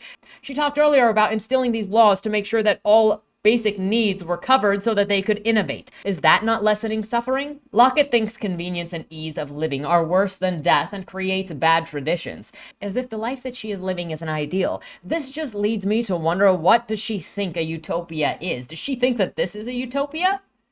After Methuselah makes her case, she leaves. I guess we really aren't hiding that she's behind this anymore. Lockett is like, whether Methuselah knows it or not, everything she believes is being put to the test right now, in front of everyone, and no one can stop it. We'll see what the people want soon enough. And by the people, she means her. Lockett only cares about what she wants. Praise upon how fearless and strong Wexel is and how she deserves to lead the cops. She then meets with Dalton and he tells her about the mire. Dalton feels bad about using Celia for this investigation and getting her involved with any of this because he knows that Celia doesn't want to be involved with any of this. Wexel says, don't. Take pride in how things have gone. He's then going to set up his soldiers outside of Yeshua's gala because that's where he knows things are going to go down. That's where the preparation goes. Once he leaves, Wexel starts taking off her clothes for a random bath when Methuselah walks in. Yeah, just be at work. Oh my gosh. Who would have thought this had something in common with the teleshop book? So Wexel is just taking off her clothes for a bath in her office when Methuselah walks in, and we get this weird narration. Quote, Wexel pulled the robe together, hiding her muscled frame. She did this not for shame, but for principle. Her body was a Yolshan instrument, a proud structure, and not for the pleasure of her colleagues. Be quick with your words. Methuselah, more or less, testing the waters about Wexel's opinion on Meyer when she says how she found out about it, and then, quote, fascinating, isn't it? She chuckled. Such an interesting development. Shame that something so inventive should be ruined by a crude method of export. Inventive, yes, but naive. You think so? The notion is that of sulking Fowler, that the world should be rid of consequence. Medicine is apparently only to get rid of consequence and not to help with other things. Okay. I didn't say it. I guess we really are going with medicine equals lack of consequence. I don't know how you can say this when you've seen especially Lucy get out of consequences multiple times at this point, and not even because she was hurt. But I guess it's just the very literal in saying physical wounds are the same as consequences or are consequences. Methuselah suggests that they get ahead of bringing this issue to the public before it is forced out by explosions or other people, and Wexel agrees. Then we go over to Felicity, who is with Quinn, and Quinn is drinking mire. It heals his eyes, and he is amazed that he is able to see. By the way, Quinn has glasses. He has glasses made for 6 eyes. Apparently, that is not considered a weakness. And also, apparently, that is considered consequences. Because that is what we've been told, is all medicine, all the things that medicine fixes consequences. So what did Quinn do to mess up his eyes, to deserve his eyes being messed up? His eyes return back to normal, and he refuses to drink any more of it. He says, no, I can't. It's just, I've never needed my eyes. Walla walla, not really. I tuned my ears, trained my nose, honed my chemistry. That's the world that I built for myself. It was hard, but it made me more. It made me who I am, and I wonder, had I always seen the world as I do now, would I still be me? Felicity is confused, much like us. You know, how is he saying this while also wearing glasses to see the world better anyway? Does that not change who he is as well? Because now he is fixing his eyes via a contraption? But Felicity asks, quote, isn't technology meant to make things easier? Why have all of these machines? What are they for if not for convenience? There's a balance, a delicate one. Like walking on a wire, technology is all well and good as long as it expands our frontiers. Our machines bring fresh skills, a whole new pool of talent and careers. If we build things to replace us, then what's the point? Felicity gestures to the bottle. But Meyer doesn't replace anything. It just helps a little. Makes things easier. No different from a boat or a bridge. A boat is certainly useful, but requires a vast set of skills to master, and has expanded the avenues of trade beyond measure. A balance. Bridges are convenient too, I grant you that, but also complex, beautiful, artistic, and inert. A balance. Now, medicine may bring to light all sorts of professions indeed, but I think the field would corrode us. Quinn basically argues that if you don't earn something, then you'll never be happy, and the medicine is not earning something, it's a cheat code. He says, if you could have anything you want at any time, would you be happy? How is this a parallel to having medicine that would fix your eyes, or in some other cases later when you've got people that have like asthma? Because you got Dalton's broken rib. That's a cheat code? Not to mention he doesn't consider his glasses to be a cheat code. Then you got the conversation abruptly ending as Quinn asks Felicity about the engineering book that she's reading so that she can define quantum computing, since that's what she's reading. Bringing to my attention the question of whether or not they have computers in this world to do basic work. Do they? Because it looks like they do all of their newspapers by hand with ink. That's why they're called inkers. And if they have computers and quantum computing, then where are all of the computers? How are they being used? They're never described. The world building is so insane. It's like the characters were meant to be the smartest things possible, but also not. But also, the Methuselah is then with Yeshua, showing him her ambitions for the future, her adopted children with medical issues. She tells Yeshua that they shouldn't and don't have to fight to give value to life, as life is valuable by default. They should just get to live freely and without suffering, as the Maya provides pain relief. Suddenly, Yeshua is in tears and terrified of Lockett, thinking about how he was a poor boy at one point. This so suave, so powerful, this pimp of a man is actually not all that strong. It's a ploy. He's faking it. Methuselah says that she is going to bring this up in front of everyone and deliver a manifesto at Yeshua's gala. She believes that she will beat Lockett and that Lockett's own laws will work against her for this. Yeshua agrees to help Methuselah insofar as he can. We move over there to Hyzen, who is one of Methuselah's adoptees, randomly trying to talk to another named Patches. Patches doesn't communicate. He's pretty much, yeah, he just doesn't. Hyzen decides to scale a shelf to go and get a bottle despite the pain that she is in, and then she feels accomplished when she's at the top, keeping with the thought that suffering makes you feel more accomplished. She then passes out. When she awakes, Methuselah lectures her about 1, the condition that she was found in, and 2, for being greedy, that she would climb the shelf in order to get a flower to eat and not share it with her siblings. Methuselah tells Hyzen that if she shares the flower, then she'll get a prize. So Hyzen shares it, and then when she comes back to collect her prize, Methuselah's like, psych! Your prize is how good you feel about sharing. Don't you feel good now? Congratulations. Still, Hyzen is hungry, so Methuselah says that she'll make dinner eventually, probably. Hyzen asks if Methuselah is equal to the rest of them, considering Methuselah just did an equality speech, and Methuselah's like, me equal to you guys? No, I take care of you, which means I'm better, obviously. Then she walks away, and Hyzen looks down sad at the wilted petal while everyone is eating her prize. Dalton is back at Dialer Hall, which is, the military barracks of sorts, talking to General Hayden. I don't think he's actually a general, but he is like the commander of Dalton, and he's talking about how things went. Hayden is like, right, awesome, cool, Dalton. Now that it's all over, you should screw Celia over and have your way with her before disposing of her. Because, she's not actually part of the Yolsh/cops anymore, so she's not really all that important. Dalton's obviously offended because he likes Celia. I don't really understand why everybody is just like, screw Celia, other than it's a specific, character focus. And if you look at, other than it's a specific focus and or fetish to abuse somebody, because this is a similar thing that happens in romance and YA romance tropes, especially, where it's every male character that is not the main male character wants to rape the main female character to show just how desirable she is, and it's just they're just all scum towards her, except for the main character, unless you're reading a dark romance, and then he's also scum towards her, but he is the hottest scum towards her, so it's okay. Anyway, so this is kind of just falling into a trope of everybody just saying to abuse Celia. And if you look into the background of Satellite City, which was the original place where these characters came from before it turned into the August Files, there were a couple of different characters that were basically the ragdoll to beat up.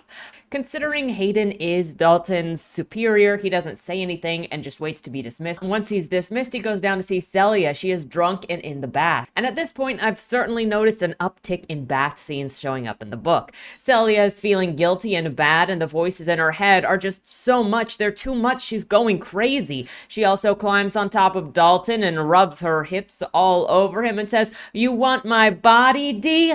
Take it, take it." And he's like, "No, Celia, please stop humiliating me. I don't want to take advantage of you. Please, Celia."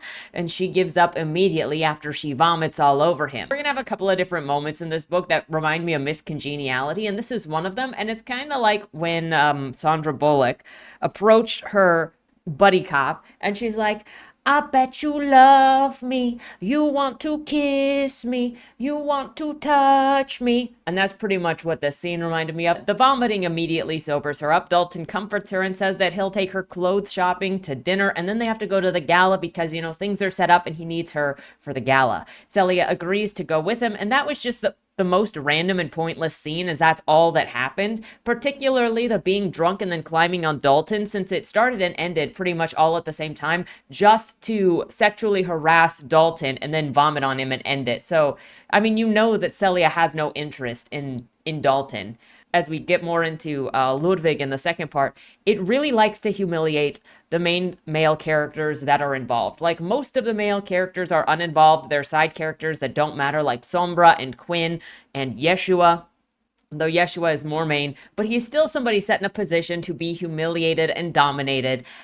And so are Ludwig and Dalton. And so then it became very noticeable that this is a woman-run society. It favors women. It's got a fetish for powerful women, and it's got a fetish for humiliating the men and taking away any accomplishments of the men. We already saw it before with Ludwig's accomplishments being given to Lucy. Going to the next scene, Dalton and Celia are heading to the gala and don't know what they're looking for exactly, since they don't know what Fontaine looks like. Celia and Dalton dip into a laugh house that has Polly up on the mantle. Polly is the creature that Celia defeated like way early on from Polly's tab, and so she ended up here as a trophy on the wall. Then he thanks Thalius for helping him get rid of Polly. Thalius was the butterfly creature that worked at Polly's tab and kind of directed them as to where they could find Polly. He also warns that the papers are going to be talking about the Polly situation soon, and warns him that he may become publicly known after that, so Thalius is ready. Randomly, we're talking to a side character named Francium, who is making food for Celia. She gets no description, but later is said to have a beak.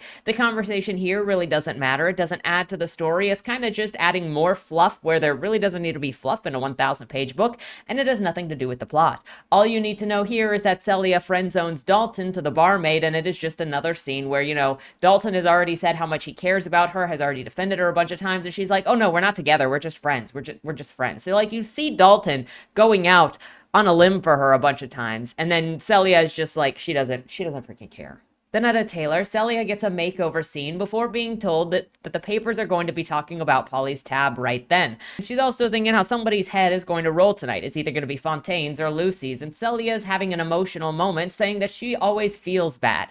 And Dalton's white knighting her like the cuck that he is, and do not be mistaken. I definitely think that it was intentional cuckery. Quote, "It's not about that, it's..." She turned again to the window, to the wandering figures below. "Wherever I go, it follows. Doubt. It's like I'm being watched." "You're just a little paranoid." "No, it's more than that. Sometimes I don't feel like myself, and sometimes I don't want to be around." Dalton bared his teeth. "Never say that again. That's a twaddle talk, you hear?" "Only sometimes. Most of the time, you know, I'm fine." "You're the best thing in my life. Your friendship, your guidance. I don't know what I'd do without you, Celia. You are my favorite thing about me." His face became riddled with anguish. "When I lost you to the chaos, I very nearly died myself. But you survived. You came back."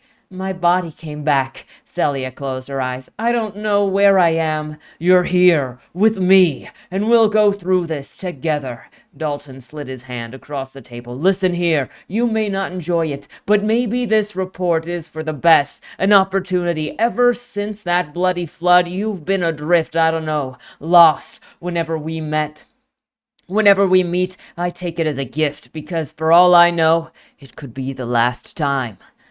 "I'm sorry."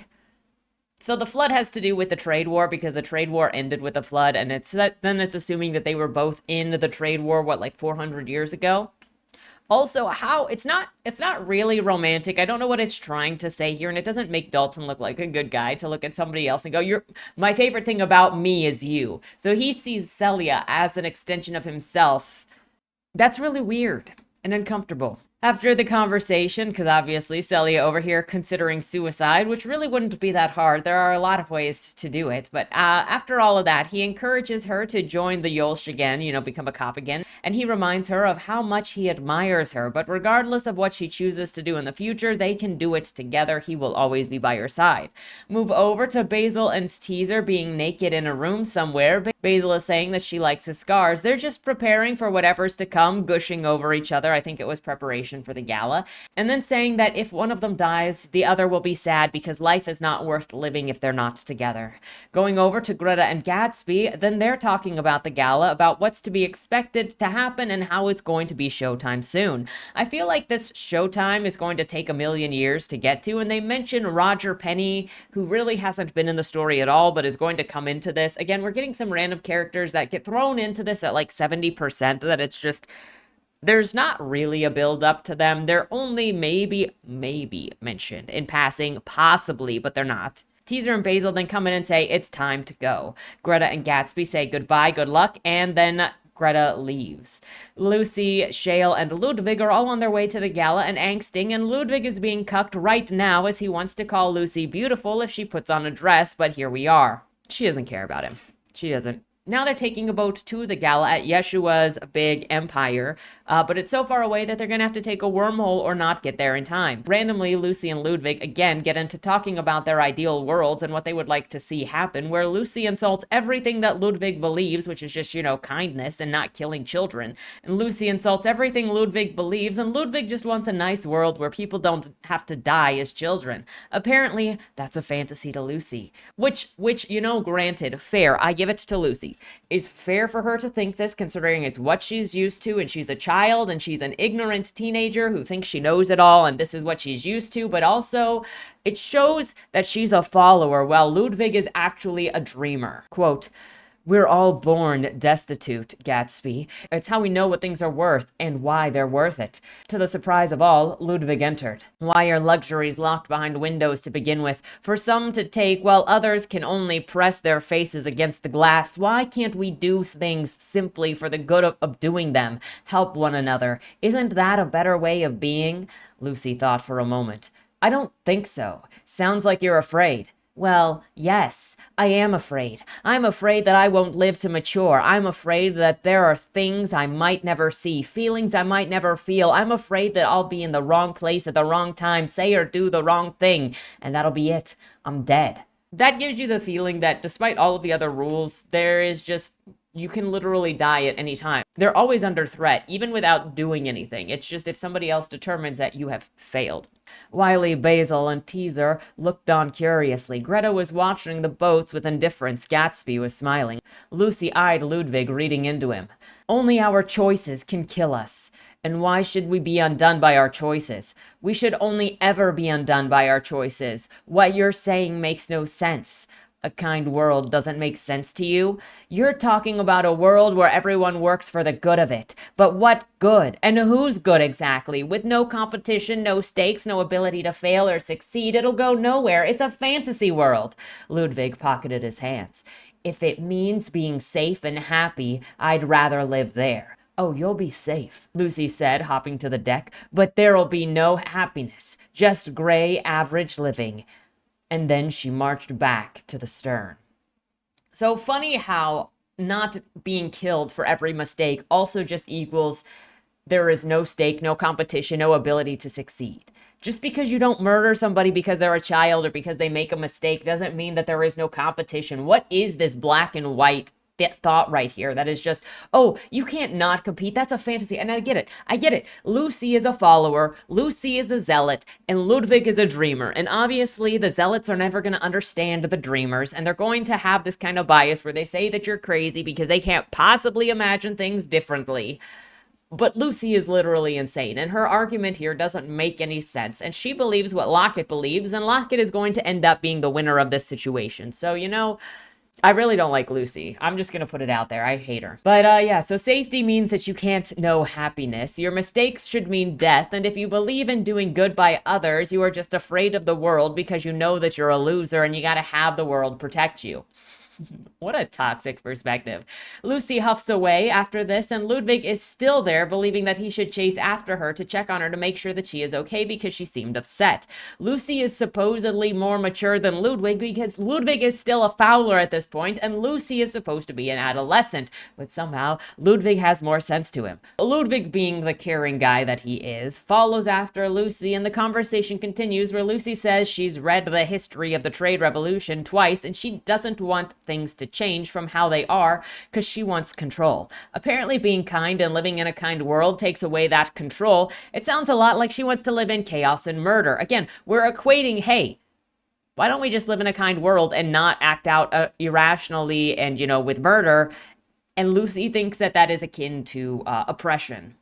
Because if we lived in a kind world that encouraged kindness and punished death and violation of other people's rights to live, somehow we are now living in a you're forcing me to do things world. But this, where you have to worry about death behind every corner, is not living in a world that forces somebody else's ideals on you. Imagine that.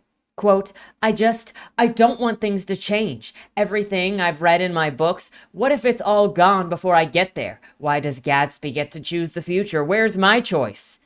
But aren't you afraid? Of course I am, but risk is part of life. No one has the right to take it away, even if it's for the greater good. There's no such thing, Ludwig. That's the truth the facts bear out. She looked over her shoulder and spat. They all blame the world. Easier than a glance in the mirror. Gatsby's part of this. Another puppet of Fontaine. Why is she so mean? She doesn't need to spit at Ludwig. She's gonna pretend like she cares about Ludwig while also just like getting aggressive immediately, insulting him every time, and spitting in his direction when she's just supposed to be having a conversation. Look, you don't respect this person, you don't care about this person if this is how you treat them when you're having a disagreement. But no, Lucy just wants to stomp on everybody. Quote, but what if they do change things for the better? Impossible. Why? How can one small group know what's best for all of us? How can they possibly know all ends? Lucy scoffed.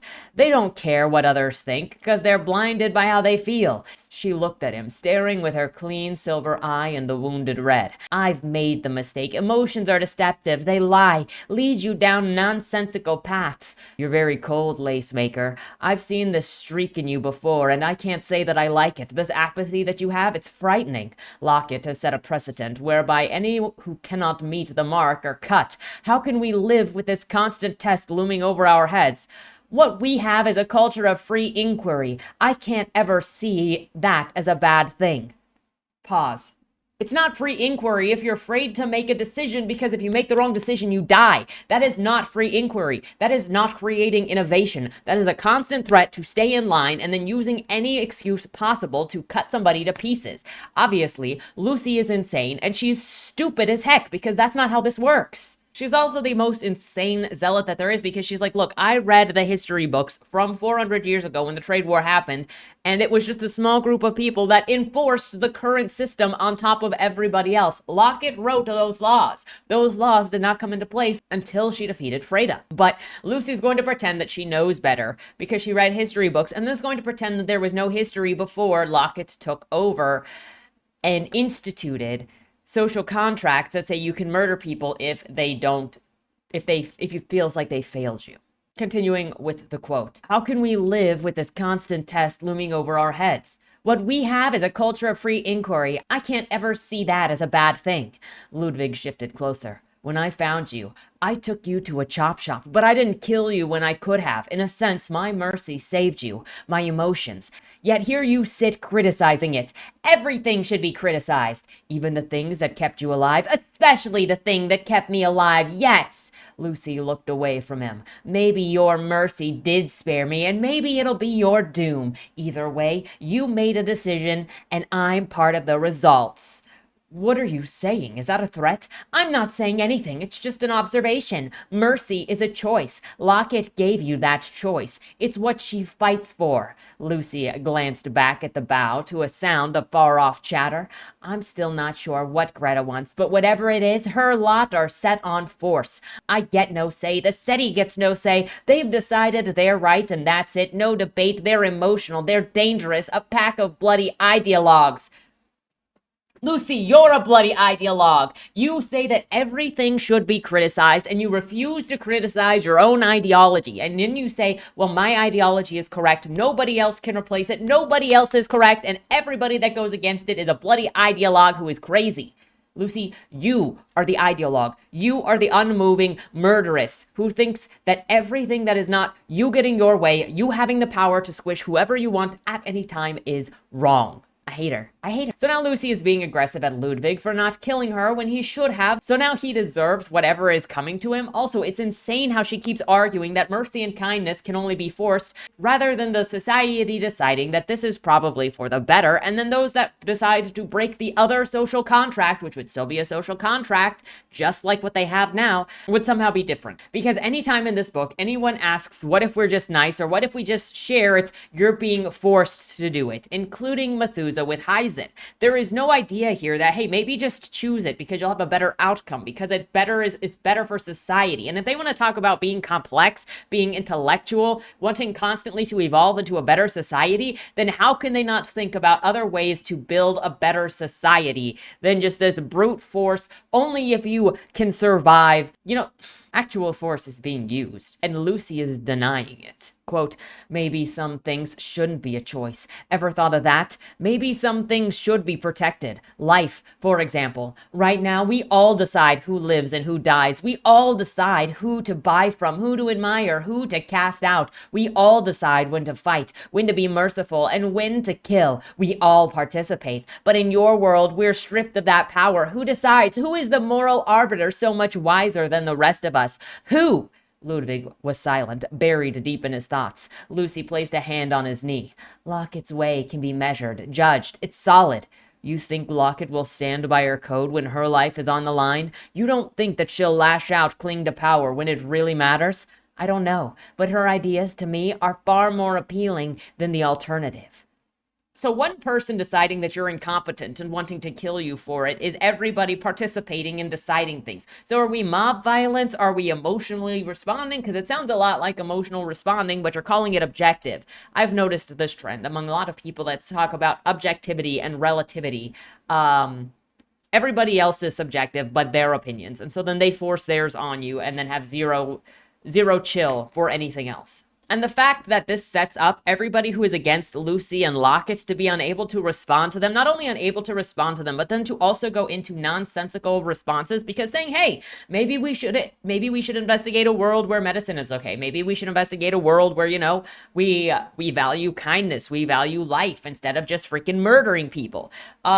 Instead of actually just leaving it at sensical discussions for philosophy, you end up getting these nonsensical detours to throw strawmen at Lucy, and also the people that, this is what makes it feel like the book supports Lucy and Lockett, because the people that go against them, like Ludwig here, they get the response from their ideological opponents, and then they go silent like they can't answer. So it looks like the author is setting up these characters to be wrong and like they don't even understand their own ideology. Well, Lucy thinks that she makes more sense. Well, she's a murderous ideologue who can't think past her own basic instinct. Honestly, Lucy should be put down. She can't think. It's not, everything that she says isn't even true. They aren't all deciding. A random person is deciding, and then it's mob justice if someone else decides that your reason wasn't good enough. Lucy is also out here saying that it's wrong to force people to live in a peaceful society, but it's okay to force people to live in a violent society that will murder and rape you if you're not up to standard or you're too weak.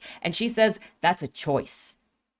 I want you to percolate on that. This conversation doesn't actually find an end. They get interrupted by Lucy looking at her surroundings, changing the subject, and then Ludwig saying, well, I'll leave you to your reading, and walking off. Next, we go to Lucy and company as they arrive at the tailor's to be dressed for the gala. Lucy is panicking on her own. She's measured and fitted for an outfit when Teaser comes in. Lucy tells Teaser off by saying she wants nothing to do with her and her partner. Teaser is like, why are you so angry, huh? And she calls them schemers. Teaser explains that her and her partner want nothing but each other.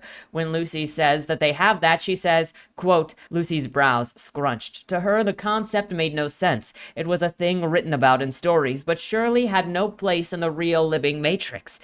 That is a very flat view of things, she said. Is food only ever good or bad? Is art? Is music? Depends on taste. So why is politics so simple? You think pie has more variables than a government? Look, I don't know why you or your lot hate the way things are. Have you ever loved someone? Teaser said abruptly. The question caught Lucy off guard. In a way, I suppose. So much that you could never live without them. If they die, it's over. You're nothing. I wouldn't go that far.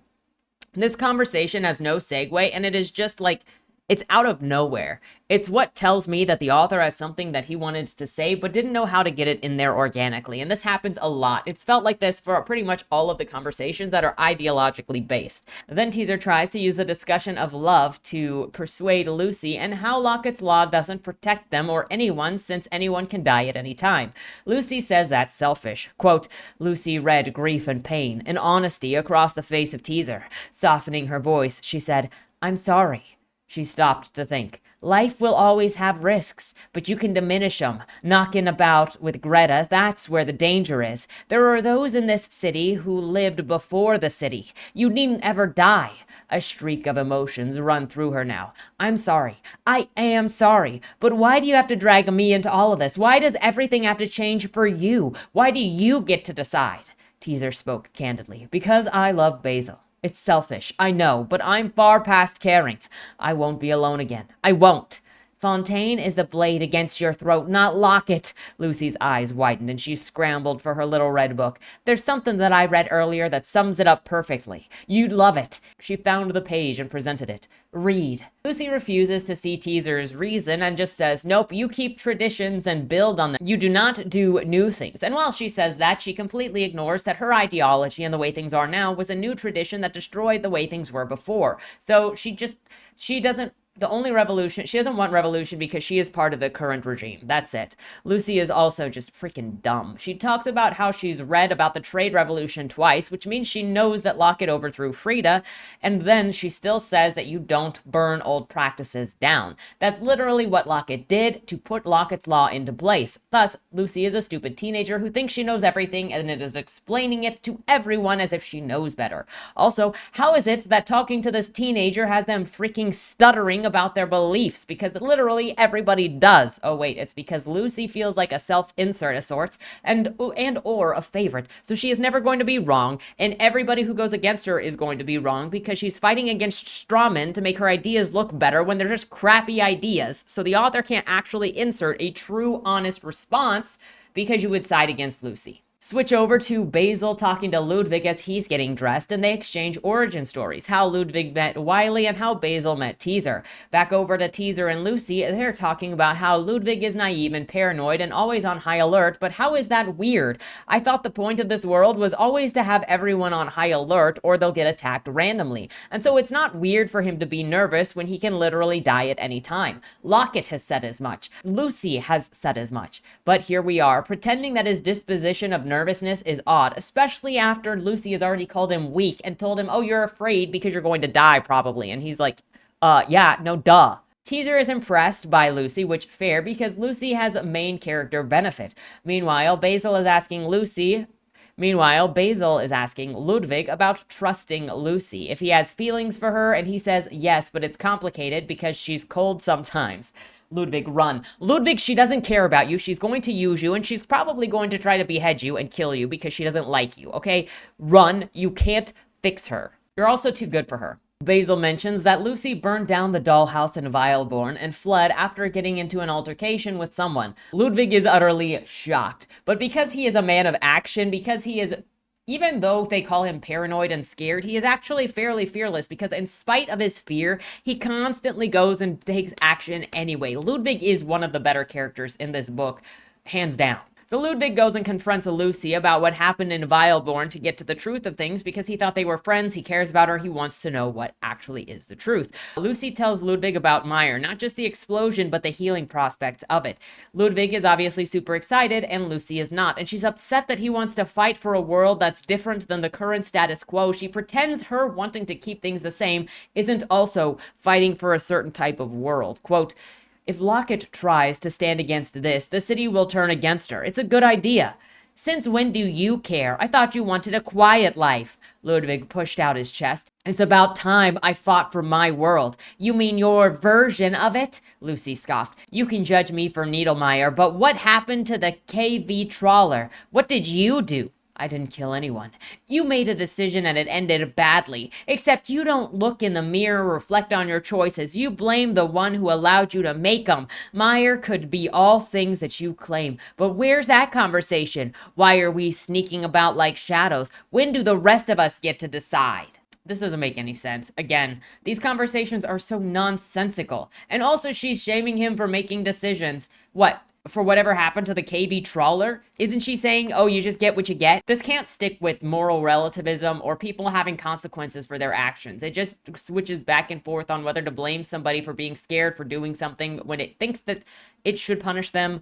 Or, yeah, it just empowers Lucy. Everything in this world works against the other characters in order to empower Lucy and Celia specifically. Some things are for the greater good. Sometimes the world must be forced to change. You know, like what Lockett did. Right, because you know better than everyone else, because out of the long history of minds pondering the mysteries of morality, you, Ludwig, figured it out. It's easy to stand with conventional wisdom. You're just a coward who doesn't have the strength to stand up for what's clearly right. Anger bled through Lucy's voice. This lot we're with, all they want is to have their opinions affirmed, not informed. And anybody outside their bubble is evil, and evil is easy to hate, easy to destroy without thought. They don't want a discussion, and they'll kill anybody who gets in their way. No, they've suffered under a set of laws that have weighed their lives and found them worth nothing. They've tried, and they're afraid, and they want safety. At what cost? At any cost. Fool, you bloody fool! This argument is so stupid. Lucy is arguing that they're acting nonsensically with no reason. And Ludwig is saying, look, go and get to know them. Go talk to them. They have reasons for the way that they are being, for the things that they think, and that's why they want to instill this, because they have life experience that says, hey, maybe there are ways to do things better. And Lucy says, no, there's not. They don't want a discussion. Lucy won't even have a discussion. Somebody brings up the idea of, hey, what if we live in a kinder world? And she's like, no, tradition. We keep tradition. Lucy gets so heated in this conversation that her claws are drawn out. Ludwig notices and tells her to put them away. Ludwig backs away, saying that he's scared, and Lucy says that she is scared, and then they're separated. Lucy complains about feeling abandoned. Right, because you're the hurt one here, because you're not the one that is insulting everybody in the proximity, refusing to listen to anybody's reason, and you're the one that is threatening to kill people. Like, Ludwig is at least just like, here are my ideas, and I don't want to hurt anybody, and I don't want anybody hurt. And Lucy, you are arguing for the ability to hurt anyone at any time. He is in more danger than you. You are not in any danger of him hurting you. And Ludwig has been incredibly patient. Closing out this section, we are finally continuing to the gala, which is also a masquerade, because of course, for some reason, there has to also be a masquerade in this. Like, we're getting to a bit of a tropey section here. There's more boat. Lucy sneaks into Gatsby's room to look for help on finding out who Fontaine is. She steals some papers from Gatsby's desk when Gatsby shows up, beats her, and then takes the notes back. He tells her that she better not share anything that she found out or he will come after her. She returns to the top side of the boat, a bit paranoid and sad that she is in a bad position. Maybe she should accept the consequences to her actions. Maybe she should be happy that he didn't kill her, because he had every right to kill her based on the position she was in, if only not for her main character plot armor. Because he would have had every right to kill her and then throw her corpse on the deck and say, this one. Except, Gatsby wants a peaceful world. Gatsby wants, not drugs. Or Gatsby wants the spread of medicine. That's part of what he's doing. Gatsby is working with Methuselah to spread the mire, to change the way things are. So Lucy just continually gets away with all of her bad and criminal behavior. Gatsby and Ludwig and everybody against her are the peaceful ones. So they're never going to kill her to punish her the way that her society actually would. But she'll never acknowledge that. She'll never be grateful. Anyway, that is the end of first 70% of Amygdala. I'm looking forward to the discussion in the comments. Let me know your thoughts on what's here. Have you read this book? Will you read this book? Next week, we'll get into the conclusion, the last 30% of Amygdala, and my closing, disembodied thoughts that are going to be, hopefully not too repetitive, because I'm going to try to not say things that I already said, but also to give context to some things that I feel like I needed to give more context to out. Aside from direct inline story response, especially looking forward to your thoughts on how the characters are interacting and the ideological fight between the characters. And again, as you can already see, if not for Ludwig talking about, no, we need to force people to do this for the greater good, he's just bad guy coded because people are trained to see for the greater good as bad. But his ideas in general are not wrong. And again, we see the moral relativism here is a lie for tyranny, as the moral relativist still wants to force their way. And they say that their abuse is equality, where equal opportunity is just being able to live without fear of being murdered for making a mistake. That's a choice. That said, thank you so much for watching this long freaking video. I have no idea how long part 2 will be, but it is a long book, so this is where we are. Have a great weekend, and don't die.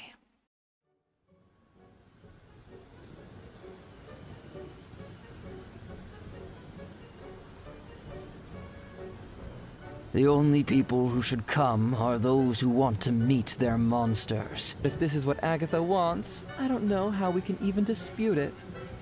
I change lives, baby. And I end them. Sweetheart, no bargains hold. Only fools know restraint. Only losers lose! I've been under the knife so many times, I'm practically immune to it. If your scissors are dull, may I recommend sharpening them with leather? I think I hit you. Mimal says I must have a guardian angel. To enter the ring but abstain from playing is suicidal. Your virtue makes you nothing but a liability. You're gonna die. You're gonna die. You're gonna die.